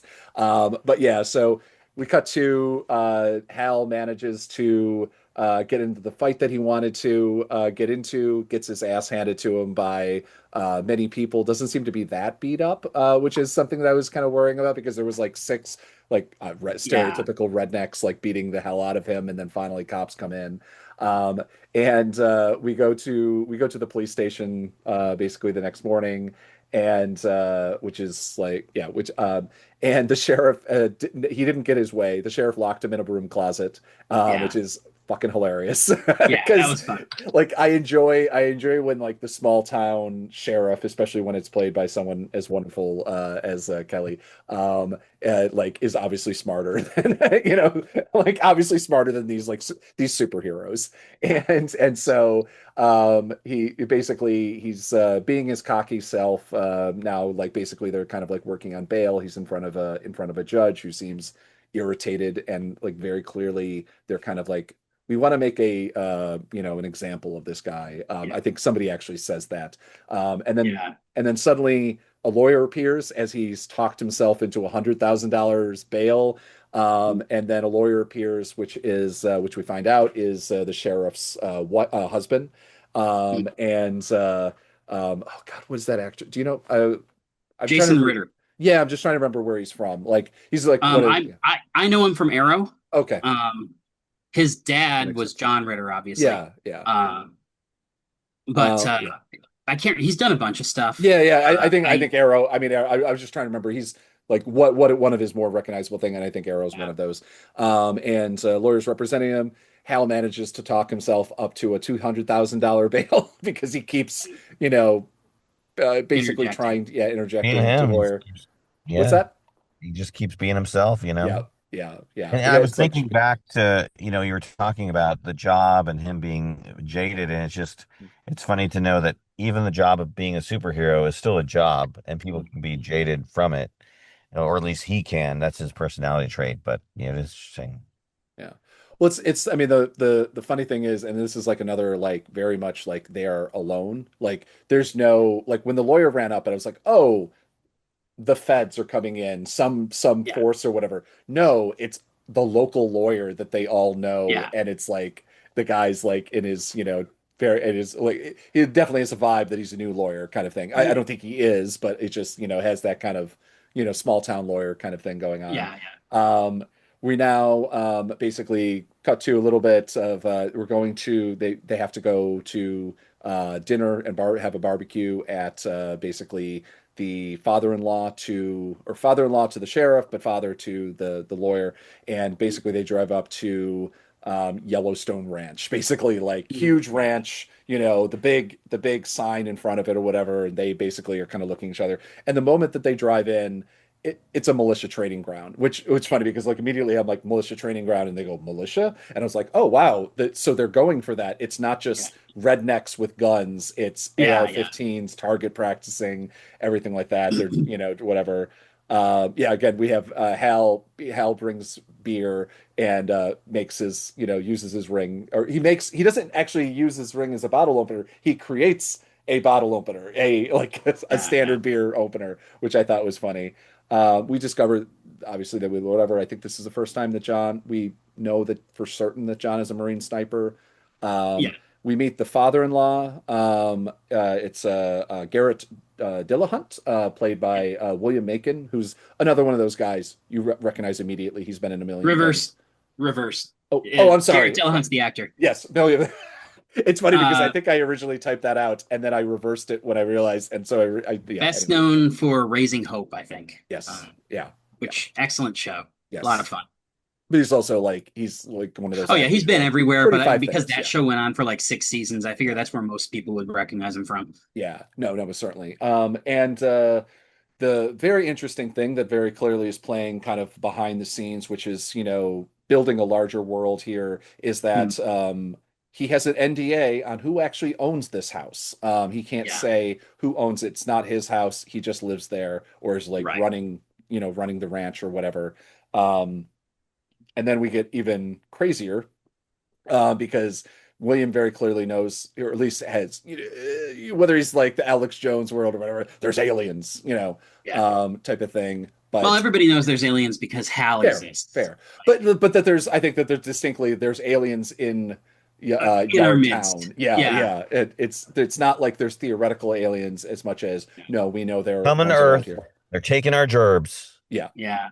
yeah. It's an alien nation, my friends. Yes. Excellent show. Another great show. Yeah. Need to actually, I think that's finally out on DVD, Oh, or on nice. a Blu-ray or something Yeah. like that. I remember some special edition come out. It just was way too much money. Yeah, this Um, father-in-law character is given really big, like big bad energy to oh me. yeah, Like he's just gonna be an evil dude who's gonna be the antagonist for Oh yeah, this. for sure. I think that it was really one thing that was really well shot was the scene where he's cutting the meat, which is obviously always it's like a shorthand for this guy trying to be menacing. yeah, yeah, yeah, But the thing that I thought made it better than like that kind of hacky thing station with John about his like veganism and yeah, about how he's accommodating like John's needs and stuff like that. It's like, oh no, I totally respect it. I really hope you enjoy this shunk, you yeah, know? yeah, yeah. To the point that like did like blood get on it? Like it was Yeah, like yeah, using a huge knife to cut these insane like buffalo rack of size rack ribs. of Yeah. ribs. Yeah. Um, but yeah, so then we also it doesn't go well. There's definitely a tense vibe throughout this entire thing. William Mm, starts talking. He gives. There's actually a great conversation about colonization and kind of like mm. it's interesting because like obviously this guy is redneck militia type or whatever, but he definitely has an understanding that like Right. Americans came over and colonized and and everything like that. It's Mm. not like he's like denying. It's not like some Yeah, yeah. MAGA denial that we ever did anything bad. It's like no, no, no, we did that and that's fine, but like some other people are going to do that to us and that's bad. Right. And so hence the militia, hence why everyone's getting ready Mm. to shoot things. And then we find out that the woman that John picked up at the bar, or the woman that picked Picked up him up John at at the the bar. bar and had sex with in the truck, is Zoe Macon, wife of William Macon, Yeah. and grandma. Yeah. Yeah. um, which it's always it's one of those moments where it's just like I just turned 45 last month and realizing that like people that look like me are starting to play Oh yeah. grandparents. Like, and I'm just like, she's like 45. Oh crap, my grandma was probably 45 when I was Yeah. like when I Yeah. was Exactly. whatever born or something like that. But yeah, so the vibe is very weird, and it's kind of implied that I I William want to knows. Yeah. I want to touch on something about the Hmm. vibe Yeah. pre Zoe coming Hmm. back in. You talked about the tension in the air during the dinner itself, Hmm. and I think there's two things going on. One, I think the tension is there mostly because William is an obvious menace, Yeah. but also it's kind of a one-sided tension. It's really just Hal and John feeling off their game, Yeah. and I think part of that is, and you've seen this obviously up close and personal more than I have, but plenty of these militia types, Nazi types, Hmm. like whatever, they see another white guy and they see that you're going to be simpatico and they'll Yeah. just start talking Yeah. and they'll talk their bullshit. And it doesn't matter that you are not on their side. Well, They that I think you mean, are. yeah, that's I mean, I forget if we like the $200,000 bail was paid Yeah. by William Macon, Right. the Yes. race, and so he bought his time. Like, and Yeah. whoever, and more than likely, whoever actually gave him the two that gave William the 200. He is an owned man. He is to some level an owned man. Right. But like, so somebody somewhere that has lots of money Yeah. is basically bailed him out so that they could have this dinner. So they paid basically Right. 200 grand so that this dinner could happen and this Yeah. conversation to kind of find out what kind of man Hal is or Right. something else is going on there. So yeah. Yeah. At the But Um, same I've rate most politicians sell their time for, right? When they yeah. have their fundraising dinners. mhm. Yeah. Yeah. Yeah. Very much the same thing. And I think it's interesting because like there's been a lot of speculation about like various pieces of this and mostly it goes to the sci-fi pieces and like are we going to see a version of Parallax? Supposedly we're going to see a version of Atrocitus, who's a character from the Red Lantern Corps. Um, so to me, the most interesting thing that's unaddressed is this like uh money guy, because like I don't think like yes, supposedly Atrocitus is in the show. We'll see some alien stuff, but I don't think that's going to be the main meat of a show like this. It just doesn't feel like that's what they're going for. Yeah. And so I do think that like if there is a DC Universe connection that's going to be really important going forward, it's probably whoever owns the ranch. Do we think there's And any chance it's Lex?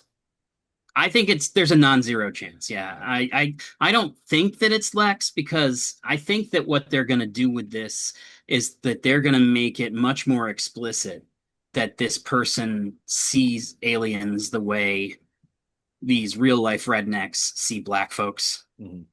And I think like while like in the comics, Lex is kind of broadly anti-alien and then fixates on Superman in particular. Yeah. But in the Superman movie, Lex doesn't seem like he's racist about aliens, really. He just resents Superman for being so powerful and for taking all the spotlight. Yeah.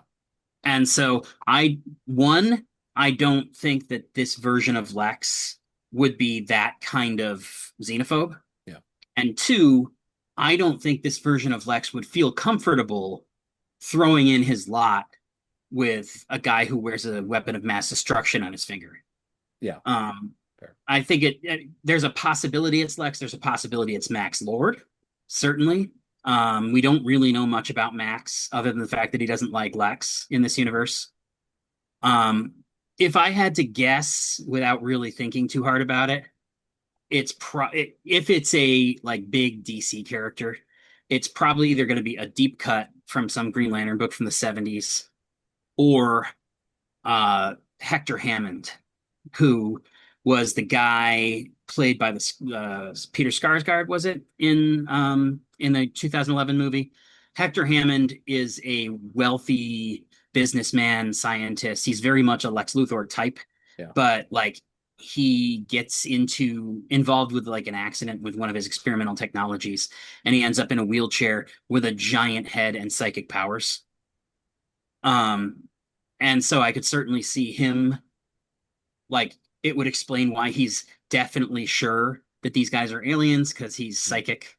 And you could explain why he wants to stay hidden behind the curtain because he's hideously disfigured and doesn't want to come out and immediately get suspicion, whereas in his eyes, this good old boy is not inherently suspicious. Yeah. Yeah. But again, like I think probably it's none of the above. Probably it's somebody else I haven't thought of yet. Yeah. But I think that that's going to be the biggest kind of dangling mystery because I mean, obviously, I think the implication here is that either Billy or somebody working for him or somebody he works for is behind assassinating Hal in 2026. Mhm. So I think that the revelation of who that is and who's behind the ranch Mhm. is probably the most important piece that hasn't been addressed yet. Yeah. Well, we cut back after that weird vibe to the sheriff's building. Um, Before we move we on, I just want to Oh yeah. say, um, the father-in-law character knows that uh the other guy slept with his wife and Mhm. doesn't seem to have an issue with it. Yes. Yeah, Yeah. either doesn't have an issue with it or like I do wonder if this if it was all a power play. Like if she did that on Mhm. his behalf, because now John feels like he's in debt to that guy, even though, because like, Carrie made the comment about this is not a guy you want to be in debt to. Yeah. And Hal is in literal debt because of the bail money. Although frankly, I feel he's got a Green Lantern ring. He can just fuck off out of there. There's nothing stopping. Like he doesn't care about that dude. Yeah. Um, No. but like he's in literal debt. I think that this is his way of exerting some influence over John, is like having him stuck in this weird position that somehow makes him feel powerful and feel like he's in charge of the situation, which is a wild. It's like, yeah, I'm gonna make this guy cuck me so that I can feel powerful. Um, Yeah. I mean, yeah, anyway, I'm not going to get on into Elon Musk rant about his many, weirdness, but yeah, That's a yeah, there's superpower. there's an existence, of these type of people, but anyway, yeah. but so we're back at the sheriff's building, and Waylon, it was Waylon a while, Waylon Sanders is the alien, or is he a dipshit? Which is what they keep calling him. He was X-rayed. The guy looks human. There's no signs of anything. So, Mm, like, we also kind of know that these aliens are basically humans or human form, right. 100%. And Yeah. They said that they have John chime in that there are 14 known alien species yeah, that can impersonate humans right down to the cellular level. yeah, yeah. It's a nice little bit because it's like also that also kind of flashes to he's been the training that they've been going through, so he knows Yeah. this kind of Yeah. world and everything like Which is that. good So, because like up to this point, like they made it a point that prior to the bubble wrap, he'd never put the ring on. mhm, Like he'd never been allowed to wear it yet. And so showing something that he has taken away from this and that he's not just like sitting in the passenger seat sighing heavily. yeah, Um, you know, yeah, There is a thing we'll talk about at the conclusion that I thought was an interesting theory because they do mention they make it explicit to mention that there are so many of these different alien types that can mimic humans down to the cellular level, and then yeah. again we have this scene in the future with a dead Hal. Like, is it Hal, right? So I I don't know. I don't know. I mean, I will say, like, I love Kyle Chandler. And so I was very disappointed that at least whether or not, Yeah. what we see at the end, is true or what or whatever. Like the fact that like best case scenario or like real world, like what we're implied here is that he's going to be, the last scene was we're gonna go back, but like the last scene, obviously spoilers. We've talked about it a bunch, so it's not a thing. But yeah, Hal is basically Shot in the head and frozen on sorry, the I ship. was trying to figure out how to do a Green Lantern sickle or something like that. I was trying to figure out some sort of or sitting on the football bleachers, shot in the head, and doesn't have the ring on his finger, which is Yeah, the biggest frozen in thing. the same Yeah, position that we last saw him in at that football stadium, yeah. and it like the guy from Scrooged. Um, Wow, deep cut, but I will allow it. And but yeah, so I mean, it's I was hoping that we'd get more of him as opposed to maybe like a the hologram, or something like that. Anyway, but let's get the final thing done, and then we can kind of dive into a little bit more talking about the thing. Basically, uh, guy is human in every way that you can kind of think of. There's a really great kind of conversation of the way that Hal is able to dig out who he is, which is this weird football conversation where he just kind of knows the brevity of like what it is to live in Nebraska and be a white dude of a certain type of thing and kind of exist. And it's like kind of a great like undercover thing. You just like he doesn't know like the references. He doesn't know what, the Harry Potter, that doesn't know, just things that even if you don't like Harry Potter, it's Hogwarts, it's whatever. At yeah, least you have some idea. You may know. or even if you don't like, Yeah, even if you don't know it's Hogwarts, you yeah, don't blank on Harry Potter in the way the guy yeah, did, because it's like yeah, Harry Potter is an yeah, omnipresent media brand. Everybody yeah, knows what it is. yeah. And You know, I just thought that was like really, really well done on kind of yeah, like immediately like, and the fact that this also seems to convince the sheriff, like she's smart right. enough to be like, oh, I see what he's doing there. And Right. that's great. And like it spawns out of this football conversation where he knows the football references. I also Yeah. love it's a very nerdy conversation, a very specific kind of nerdy conversation where it's just like, no, there's football nerds that know all the things. There's baseball Yeah. nerds, but no, you don't know the basics of like pop culture. Then Yeah. then obviously you're an alien. Right. Yeah, Well, I thought and like it's a It good feels like a scene nod to the because fans. I'm just saying yeah, that's a little bit of a nod to the fans, but yeah. right. it's And a in good fact, it's an scene. HBO property talking about Harry Yeah, Potter, yeah, yeah, Yeah, yeah, yeah. yeah, yeah. Harry Um, Potter but TV show. the thing that I do like about that scene is like if you're programming, this reminds me a little bit of the Charles Bronson, I think it was, movie Telephone, Yeah. um, where there were a bunch of sleeper agents who were getting activated by somebody who was upset about the fall of the Soviet Union. Yeah. And they all had they had this encyclopedic knowledge of their cover story, Mhm. but it was like you only focus on your cover story. Yeah. You don't give a shit about what was on TV in 1993. But like everybody's heard of the Fresh Prince of Bel-Air. So you're gonna like you can get caught out by, and Yeah. so I like the idea that Hal probed it at first by being like, have you been here a week or have you been here 5 years? Mhm. Like, what do you know about football? And the guy passed that test. And so he's like, what about general pop culture trivia? And that's where it falls apart. And I Yeah. thought that was really good because, like, yeah, if you're either studying or being brainwashed for this cover story, like there are certain things that are going to be considered to be important, and then there's going to be certain things that aren't considered to be especially important. Yeah. Um, And it's interesting that the one that's like the real big break, he doesn't have an opinion about Barack yeah, Hussein Obama. And like that yeah, was the moment where I'm like, first off, I'm yeah. like, that's, like that would have been a Hal's like, question. you, a white rural Nebraskan, Yeah. that is all you have to say Yeah, about yeah. Barack. Barack Hussein That great Obama. line Yeah, delivery. yeah, yeah. Yeah, not Barack Obama, not President Obama, Barack Hussein Obama. Yeah. Yeah, Yeah, no, no. Now I I know do if I ever enjoy, yeah. want to determine if I'm interacting with an alien, I'll just play Trivial Pursuit Yeah, yeah, with pretty them. much. Yeah, yeah. I thought it was a really, really clever way to kind of suss out, the like, who he is. I will Mhm. say though, when the aliens see this episode, they're gonna know our secrets, right? yeah, And they're gonna be exactly. able to counteract it, and it's They're not going to gonna work. listen to the ECV podcast and know all the Yeah, references that they have to do, Yeah, except they'll go even worse because they'll be like, no, they know too much esoteric reference. They don't know yeah, like basic shit. They don't know like Real Housewives of Atlanta or whatever, which is what everyone's actually watching. They know about a lot about Hudson Hawk.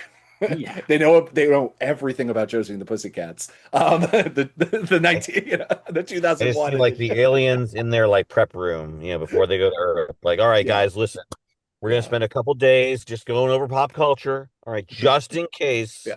you ever get asked about, Harry Potter Mhm. or the I can't even think of any other pop culture thing right now because my mind is gone. Yeah, that same idea. Yeah, it's like a little bit of a Voight. I had to look it up, so it's not even. I forgot what the test was. The Voight comp test. It has like that. Obviously, it's not. There's no direct parallel there, but like it feels like a little bit of a vibe there, which I liked. Um, and there's a couple lines that I also like. The sheriff, they were talking about like whether whatever he's just lonely or whatever, or he's not fearless, he's just lonely. Like Yeah. I just thought like that like was a real great moment. John was drawing in his notebook. He wasn't taking notes. Did you notice that he was Mhm. drawing a Yeah, face? some kind of face. I didn't Yeah. see. I couldn't recognize like whose face it was, whether No, it me was either. Hal or I don't whatever. know. I don't know if it was supposed to be important or if it was Yeah, just. I mean, obviously, in the comics, his day job post military is that he's an architect, and so like architects are prone to doodling, I suppose. Like drawing is a big part of the job. yeah, Again, like it's also distinctly possible that they'll lift aspects of Kyle Rayner's that like I could totally see them giving John the thing where he creates more elaborate constructs because he's an artistic soul. yeah. And that way they can play with that idea without having to introduce like yet another lantern right away. Yeah, yeah. Uh, We find out that Waylon claims eventually, like Waylon, he might have a bomb interwoven through his system. It might be basically a nuclear weapon level, yeah, like kind of bomb. And then basically they scuffle a little bit. Why are you here? And Hal throws Wyland in the corner, puts a bubble around him. Wyland explodes, and it's enough that like Hal gets thrown back. Side of the building blows yeah. up, so it's contained. So it must have been a pretty damn big bomb that probably would have taken out at Yeah, least they its. said it was a neutron bomb that was going to level the whole city. Oh, okay. And Yeah. so, like, Hal's able to contain it. And again, it was interesting because he makes the comment about, like, when was the last time you charged your ring? Do you think you'll be able to stop me, kind of thing. Um, in the olden days, the ring charge only lasted 24 hours. Yeah. Following Green Lantern Rebirth in 2005, when they kind of revamped the core a little bit post Parallax, Mhm. um, it runs more like a normal battery, where like the more you use it, the faster it goes. It doesn't, 24 hours is a guideline, not a strict limit. It's not going to Yeah. just turn off because you know, Yeah. If he spends a whole bunch of time on Green Lantern Twitter, it's a problem. Whatever. Um, we pause for a second or it's fine. okay. We flash to 2026. We're at the Nebraska football fields. And I was just watching some of the baseball cornfield thing. Anyway, but that's on Netflix. Anyway, but the Nebraska football field, except everything's frozen. It's night. It's very clearly winter. Yeah, And he meets up with the sheriff, and they're walking, sadly to yeah, and we find Hal is sitting on the bleachers, covered in snow, dead. Um, shot in the head. I think it's obviously yeah, implied there's like blood or whatever. yeah, And then they check, and the ring is the ring is not on his hands at least. And so yeah, that's kind of the end. And so yeah. yeah, so I mean, like, what does everybody think? Obviously we've talked about whether Hal is potentially, whether it's an alien or whether it's thing. There's like a lot of conjecture about that. My But my gut is that those theories are overly optimistic. I like it, to me, the people who are saying like obviously this is a misdirect, it's a lot like the people who were saying that right after Superman came out, and it's like Jor-El can't really be evil. And it's like, well, James Gunn has gone back and over again reiterated that yes, in fact, the message is authentic. Lex didn't mistranslate it. Like Krypton's more complicated than you think, you know. And so my gut feeling is that that's really him. He's really dead. I mean, at that point, we've established that he had a 40-year career, which and we know that John Stewart, Aaron Pierre, has been cast in Man of Tomorrow, the Superman sequel, but Hal, as far as we know, has not. yeah. Um, so I do think that it's likely that this is real. I don't think that we're probably going to get, although again, if the misdirect is, yep, if the misdirect is parallax related or some other thing like that, where Hal is taken off the table for an extended period of time, or he's evil or whatever, like then the Superman movie doesn't really play in. Mhm. And Do we think that we're going to, like, again, I didn't even watch the end, like in the next mm, episode kind of thing. So I mean, like, I yeah, I've been staying purposely ignorant on it yeah. for this purpose. And um do we think we're going to just move forward from 2026? Obviously we can have like at least flashbacks to, because we have to have more Hal, I think, I think I believe that the I whole think it season takes place in 2016, doesn't it? I think the most of the show is going to be 2016. I think that more likely than not, some of what we've seen in the trailers is going to be in 2026. Like I think Guy Gardner, when he shows up, it'll probably be 2026, and he'll probably be helping John look for the ring, look for Hal's killer, reconnect with the Guardians, all that Yeah. stuff. Yeah, I just Um, was wondering, I mean, like, do we think we're going to like build towards the end of the season, or whatever? if We I also, had to guess, and this is the way I would do it based on what they've done so far, I would continue to have 2016 be the meat of most episodes, with more and more 2026 creeping in as the season goes. Because, like, obviously, what happened 10 years ago is going to influence the murder mystery. Yeah. And so my guess is that we'll get a lot more 2016 for the first half of the season, and then the second half of the season we'll get more 2026, and 2016 will be used primarily as like a retrospective, like, oh shit, this reflects this, you know? Yeah. It's interesting Yeah, because I like, see yeah, the yeah. timeline jumping all over the place. I mean, I think, like you said, the 2016 will be the primary storyline, but I can easily see jump forwards and jump backwards, as it is necessary to tell the story. Mhm. Mhm. I all I can think of though is because this is me, and obviously it's very me, the fact that we're going to be going through the arc of obviously none of this is going to happen on camera. Gunn Yeah. is obviously who he is, but he doesn't have that level of power. The fact that like we could have a Green Lantern stop January 6th or things like that, like the fact that like and like what's his name, Macon could be like elite, like the militia could be the people that Yeah. like whatever, they're the oath Yeah, I keepers and mean, everything like that. It would be obviously hilarious. But one of the obviously we're not going dangers to do of that, but yeah. one of the dangers of putting real times and dates Yeah. on what is ostensibly a Yeah. grounded show Mhm. is it's like, why didn't Hal stop 9/11? Yeah. Yeah. Like, Yeah. Well, yeah. There was a very bad comic book. Who was it? Marvel did that. I'm trying to remember. There was He was like off a world, right? Isn't that what they give when yeah. yeah, it's like always that he's off That's what world. superheroes don't do Captain something? Marvel, the They're most off powerful, world. like is always like, oh well, that would have been nice if she was there. Yeah. Why didn't But Captain yeah, Marvel just do yeah, everything to fix yeah, all yeah. mistakes, problems? Why She's didn't the a Eagles just fly them to Mordor? Exactly. Yeah, Exactly.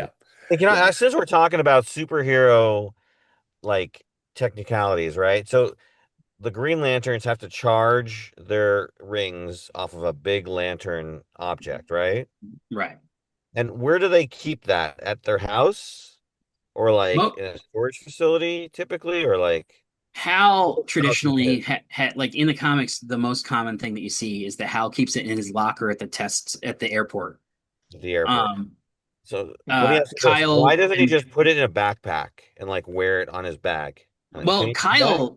Kyle used to put it in like a little pocket universe that he could just access. Oh, He could just like unzip reality and pull it out of the sky. Mhm. Um, and maybe that wasn't Kyle's, but somebody did that. Somebody had like a pocket, like a just a. It's with me all the time. It's just hiding, Yeah, and yeah. which I think is the most rational thing. If you have, if the fate of the universe relies on you having this battery with you. yeah, I'd yeah, have it on with me on all. I just have it on my hip or something, Yeah, like I'll just be like I whenever just I love need the it. idea that it's like in the locker next to where the money is in Get Shorty. And that yeah, you have like this whole scene where it's just like, oh, that's where the locker is in the Miami airport or whatever it was. I forget what LA airport it probably would have been. yeah. But yeah, that's a but Uh, yeah. what's funny is that Hal, like, I think later they tried to kind of retroactively be like, no, it's because like a high security, like the airstrip on a military base is a high security area, and there's really a very small number of people who has access. Yeah. But like, I don't think it was ever that deep in the 50s and 60s. I think it was just like, this is our static location. This is our coffee shop from Friends. Yeah. Like, it's gonna be here, Yeah. you know? It's gotta be somewhere. Yeah, yeah, yeah. I mean, it's like you just kept your, door, your doors unlocked and, your keys in the ignition back in the 1950s. So it was fine. It Yeah, was whatever. exactly. Nothing happened. So how did, I think we've all kind of talked about this a little bit, but like, how did everyone, like the show? Anyway, Dave, go first, then Russ, and then, Yeah, I mean, I enjoyed the show, and I like the slow burn of it, and I like the kind of grounded, more street level sort of exploration of the characters. I don't need sky beams and like massive fights yet. I know that that's coming later, and yeah, I like it. I like a character drama. I liked Wonder Man for that same reason. If anybody watched that on Disney Plus, a sort of grounded character focused show that just happens to have superhero powers with it. Mhm. But I'm looking forward to some of the kind of way it ramps up over the course of the season. So I'm excited. I like it. I liked it. I didn't love it. I would say like 3.5 out of 5 for me. How much of that was like, erase your brain. You don't know like what you know about Green Lantern.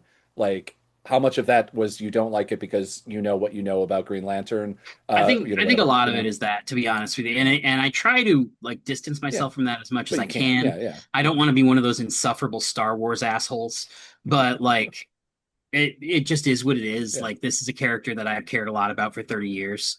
Mhm. Um, I there's an element of like the ineffable that's missing from this version. Like and it's funny because like I really liked the whole anybody can be a Jedi, anyone can wear the mask, like this kind of populist approach to these Messiah figures in like The Last Jedi and Spider-Man Into the Spider-Verse. Yeah, Um, I don't really like the idea that you can like bully your kid into being the perfect Green Lantern.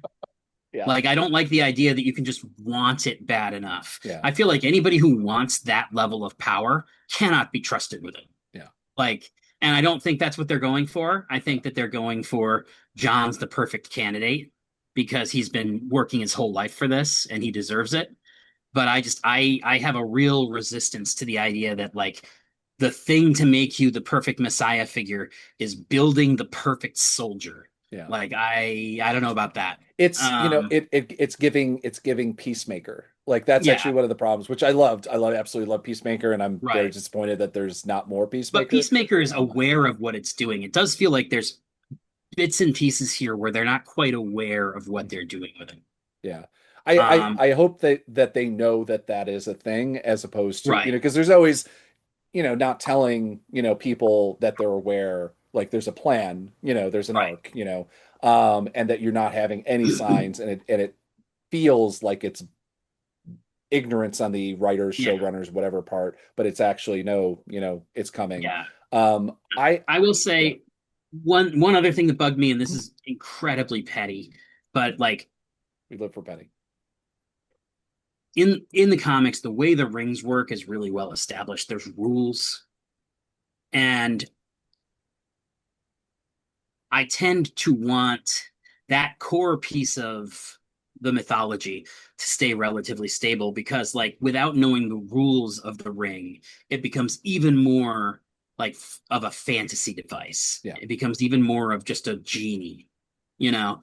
yeah, And like in the comics, the ring retains a certain like an emergency tank essentially that is used exclusively to protect the bearer from mortal harm. yeah, Even if your ring's dead, it'll save you. He shouldn't be able to be shot in the head. yeah, Um, and secondly, you can't take it off of him if the ring doesn't want to be taken off. Like if you're not worthy, it's like the Thor hammer thing. Like there's a comic where Lobo cuts off Jack T. Chance's hand because that's the only way he can get the ring from him is to take the arm with him. Um, and so like these are petty things and they're nerd things and it's really just going to get chalked up to that's not how the rings work in this universe. yeah.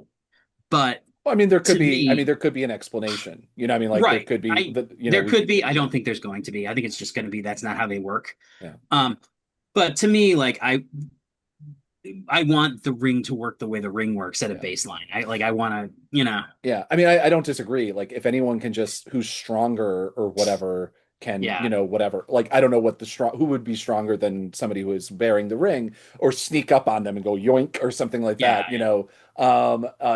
So it's like that kind of takes away a lot of things because it's I like mean, if you I could do think the that to, implication here is going to be that the ring was powered down. Like I think that's why they put that comment in there earlier about when was the last time you charged the ring. Mhm. It was to set the stage for like, Yeah, oh, this is not an infinite power source. yeah, It has to be charged. yeah, Therefore, it could have happened when the ring was powered off. yeah, Basically, that's my guess.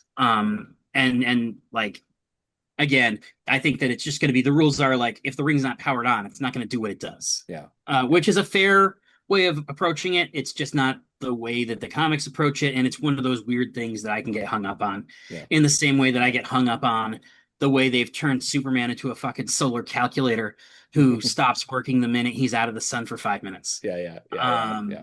And how it's and for me, it Spider-Man's not a photojournalist. It's yeah. I and mean, also there's he's not broke. That's the biggest thing that yeah, pisses me off. yeah. But anyway, but yeah. But so to me, like again, like there are certain things that for whatever reason push my buttons, Yeah. and like the fact that the ring doesn't work the way the ring works is one of Yeah. them, Yeah. Yeah. Yeah. which might be silly, but it is what it is. Yeah. Uh, but Yeah. anyway, like Oh, I do think that a lot of my resistance to it comes from the fact that like it's a good show. It's not what I want from a Green Lantern show. mhm. Um, I also will admit I wasn't overly blown away by any of the trailers and stuff that I saw. And so this was better than the trailers, Mhm. but it's not as good as I hoped it was going to. Like I figured they were keeping a lot of the really good stuff out of the trailers to keep things secret. Yeah. The trailers are fairly representative of what the show is. Yeah. And so to me, I just and again, part of it too is probably this tension that exists between the show and the source material in terms of like Mhm. how ashamed it seems to be a comic book show. Yeah. Um, and that's always been a source of frustration for me going all the way back to, Smallville and the Yeah. X-Men movie in the 90s, Yeah. stuff like that. It's like, you know, if if you're gonna make little jokey jokes about blue spandex, maybe you're not the guy to make an X-Men movie. I don't know. Yeah. Yeah. Uh, Yeah. Also, if you're gonna sexually abuse a whole bunch of people, maybe you're not the guy to make an X-Men movie. But that's a whole other thing. Yeah. Um, Fair. Yeah, no, I dug it as what it was, you know. yeah, I don't want to get into the like there's, online there's this ridiculous comparison. I spend way too much time online. Like on Reddit, especially like for some reason they've decided that I only want to see the conversation of like, well, Marvel's doing these billion-dollar films and DC's releasing Supergirl and a Jimmy Olsen show. And I'm like, that's bullshit because obviously we're building, DC's building from nothing, yeah. or from zero or from negative 50, I think, honestly, whatever. And I'm Well, not giving them credit, but but I do want something, yeah, like I do, like I'm looking forward to the Jimmy Olsen show. He's one of, mhm, he's a character I like. I've always liked yeah. about Superman. And so like I'm very much looking forward to that show. But that said, I'm like, I don't, this is a little too true detective for me. Mm. And I mean, that's, I think a little unfair, but there's a coloring aspect I of mean, the show itself. they brought Chris Mundy in, Yeah. so like they brought in a true detective showrunner. Yeah. Yeah. It's like, And and again, like without belaboring the yeah. point, like when Guggenheim and Berlanti and Seth Graham Smith were working on this show 3 years ago or whatever, they kept getting those same notes. Warner Brothers wanted it to be more true detective. They wanted it to be a buddy cop thing. Yeah. And so they eventually said, like, that's just not the show we're interested in making. And so they moved on. Mhm. And then Warner Brothers found somebody who would do the show they wanted. Yeah. Which, like, no problem with that. Like, Mark has no problem with it. I have no problem with it. Yeah. But I do kind of feel like the show as it existed 3 years ago probably would have been a little bit more my speed. Yeah. It was going to be similar to this, but with a little bit more like reverence for the source material. Mhm. And so like to me, I feel like the real balance of the ideal version is probably somewhere between what the Arrowverse guys would have done and what the True Detective guy does. Yeah. Uh, Yeah. but uh, Fair. but we live in a world where they're not going to spend 5 years trying to develop the show to find that balance. They're going to do the one that makes the most sense for them financially. Yeah. Yeah.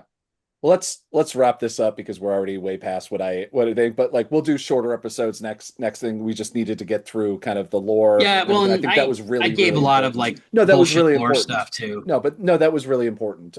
Because I think that like, again, we're not talking about Superman. We're not talking about Spider-Man.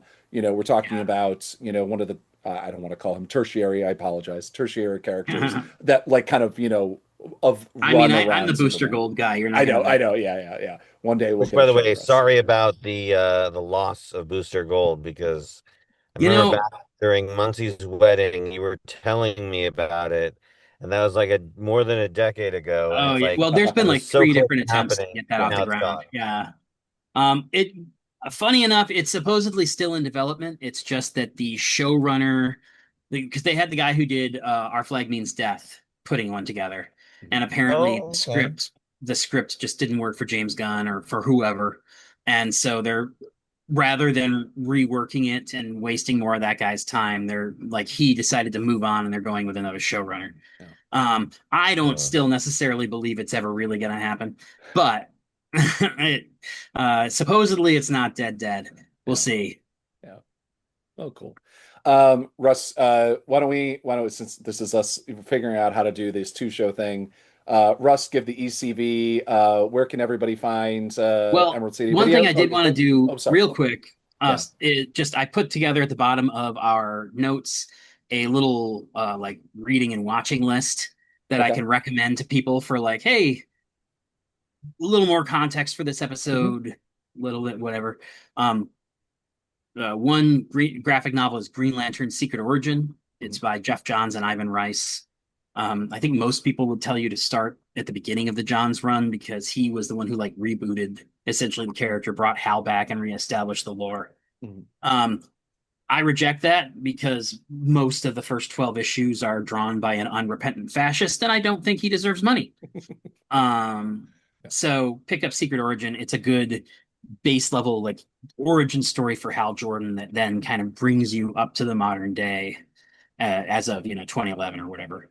Yeah. Um, the Final Night by Carl Kiesel, Stu Immonen, and Trish Mulvihill, the colorist, is the story of Hal Jordan's death. It's not anything remotely like this, but it is a good story, and it gives you a sense of where Hal was at the end of his redemption arc. Um, Mr. Miracle by Tom King and Mitch Gerads, because again, like Tom King is one of the showrunners. He wrote this pilot, and thematically, his works share a lot of similarities across. And I would say probably this is more like Heroes in Crisis than it's like Mr. Miracle, but Heroes in Crisis is not a good book, so I recommend Mr. Miracle. Um, and then like I said, I would suggest anybody who's really wants to get a good sense for like the modern iteration of John Stewart, kind of post Rebirth, post Justice League Unlimited, watch the animated movie Green Lantern: Beware My Power on HBO Max. Um, Let me look. I can't remember who played John in that one, but I remember it being a good actor. Um, it's uh, Aldous Hodge, who I loved. He was in Leverage. He was Hawkman and Black Adam. And Jimmy Simpson is in the movie as I think Adam Strange. Um, Yeah. but again, I can't. I only watched the movie once, but I remember liking it a lot. It's based on a story that I think does, even if it's not going to be directly adapted in Lanterns, it's Yeah. definitely colors the modern interpretation of Hal Jordan in kind of an inevitable way. Mhm. Um, in terms of us, you can find Emerald City Video using some variation of that handle on Instagram and Blue Sky and Threads and most social media networks. I don't think I'm on Twitter anymore because fuck that guy.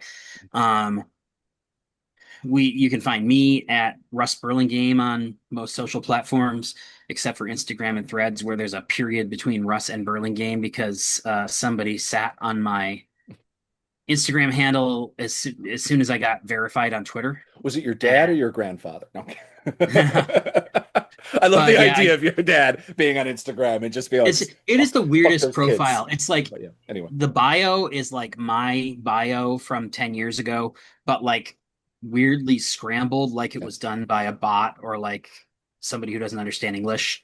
And there's three pictures on the whole account, and they're all like weirdly warped, and one of them has like that ugly meme lady like Momo.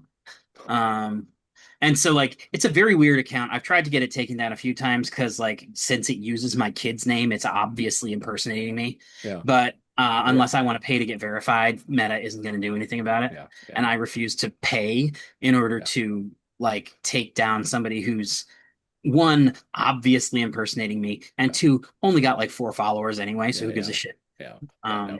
Yeah. And Dave, where can people find Around the Lens? Yeah, absolutely. So Around the Lens, of course, can be found at aroundthelens.com. That's our major hub for everything that we're doing, and you can find us on all the socials just by searching for Around the Lens. I was actually able to get the Around the Lens on X many years ago because I pinged the person who had it, and they let me have it. And I was Nice. like, great, this is perfect. Thank you so much. Because I was originally going to offer them money, but they were like, no, you can just have it. I don't use it. And I was like, okay, that's awesome. So kind of the opposite story of kind of what you were Yeah. saying. It was like essentially holding your account hostage. But yeah, great show, guys. Love talking about this topic. Always love talking about, popular culture, media, superhero stuff. So yeah, can't wait to do this every week. Yeah, looking forward to it. Forward to it. Thank you much. All right, And guys. yep. Yeah, you can be back here by noon on the fifth day, and always remember to rewind your cassettes. Yes. And if you're still doing film, you can rewind your film. I'm just trying to figure out some sort of parallel between Around the Lens and ECV. There you go. I think it's something catchy, but like, Yeah, and we'll remember, figure you out can go something. around the film thing Yeah. and wind it and load it. I don't know. Yeah, we'll work on it. We'll, I'll we'll think of something workshop for it next later. week. Yeah. Oh, one Less final tired. thought because Yes. I never explained my intro. Yeah. Warriors Bar Oh, is the bar owned by Guy Gardner in the comics. So that's okay. why I said welcome to Warriors Bar at the beginning. Okay. Yeah. Great. Have a great night, Nice. guys. Good night and good. Grenade.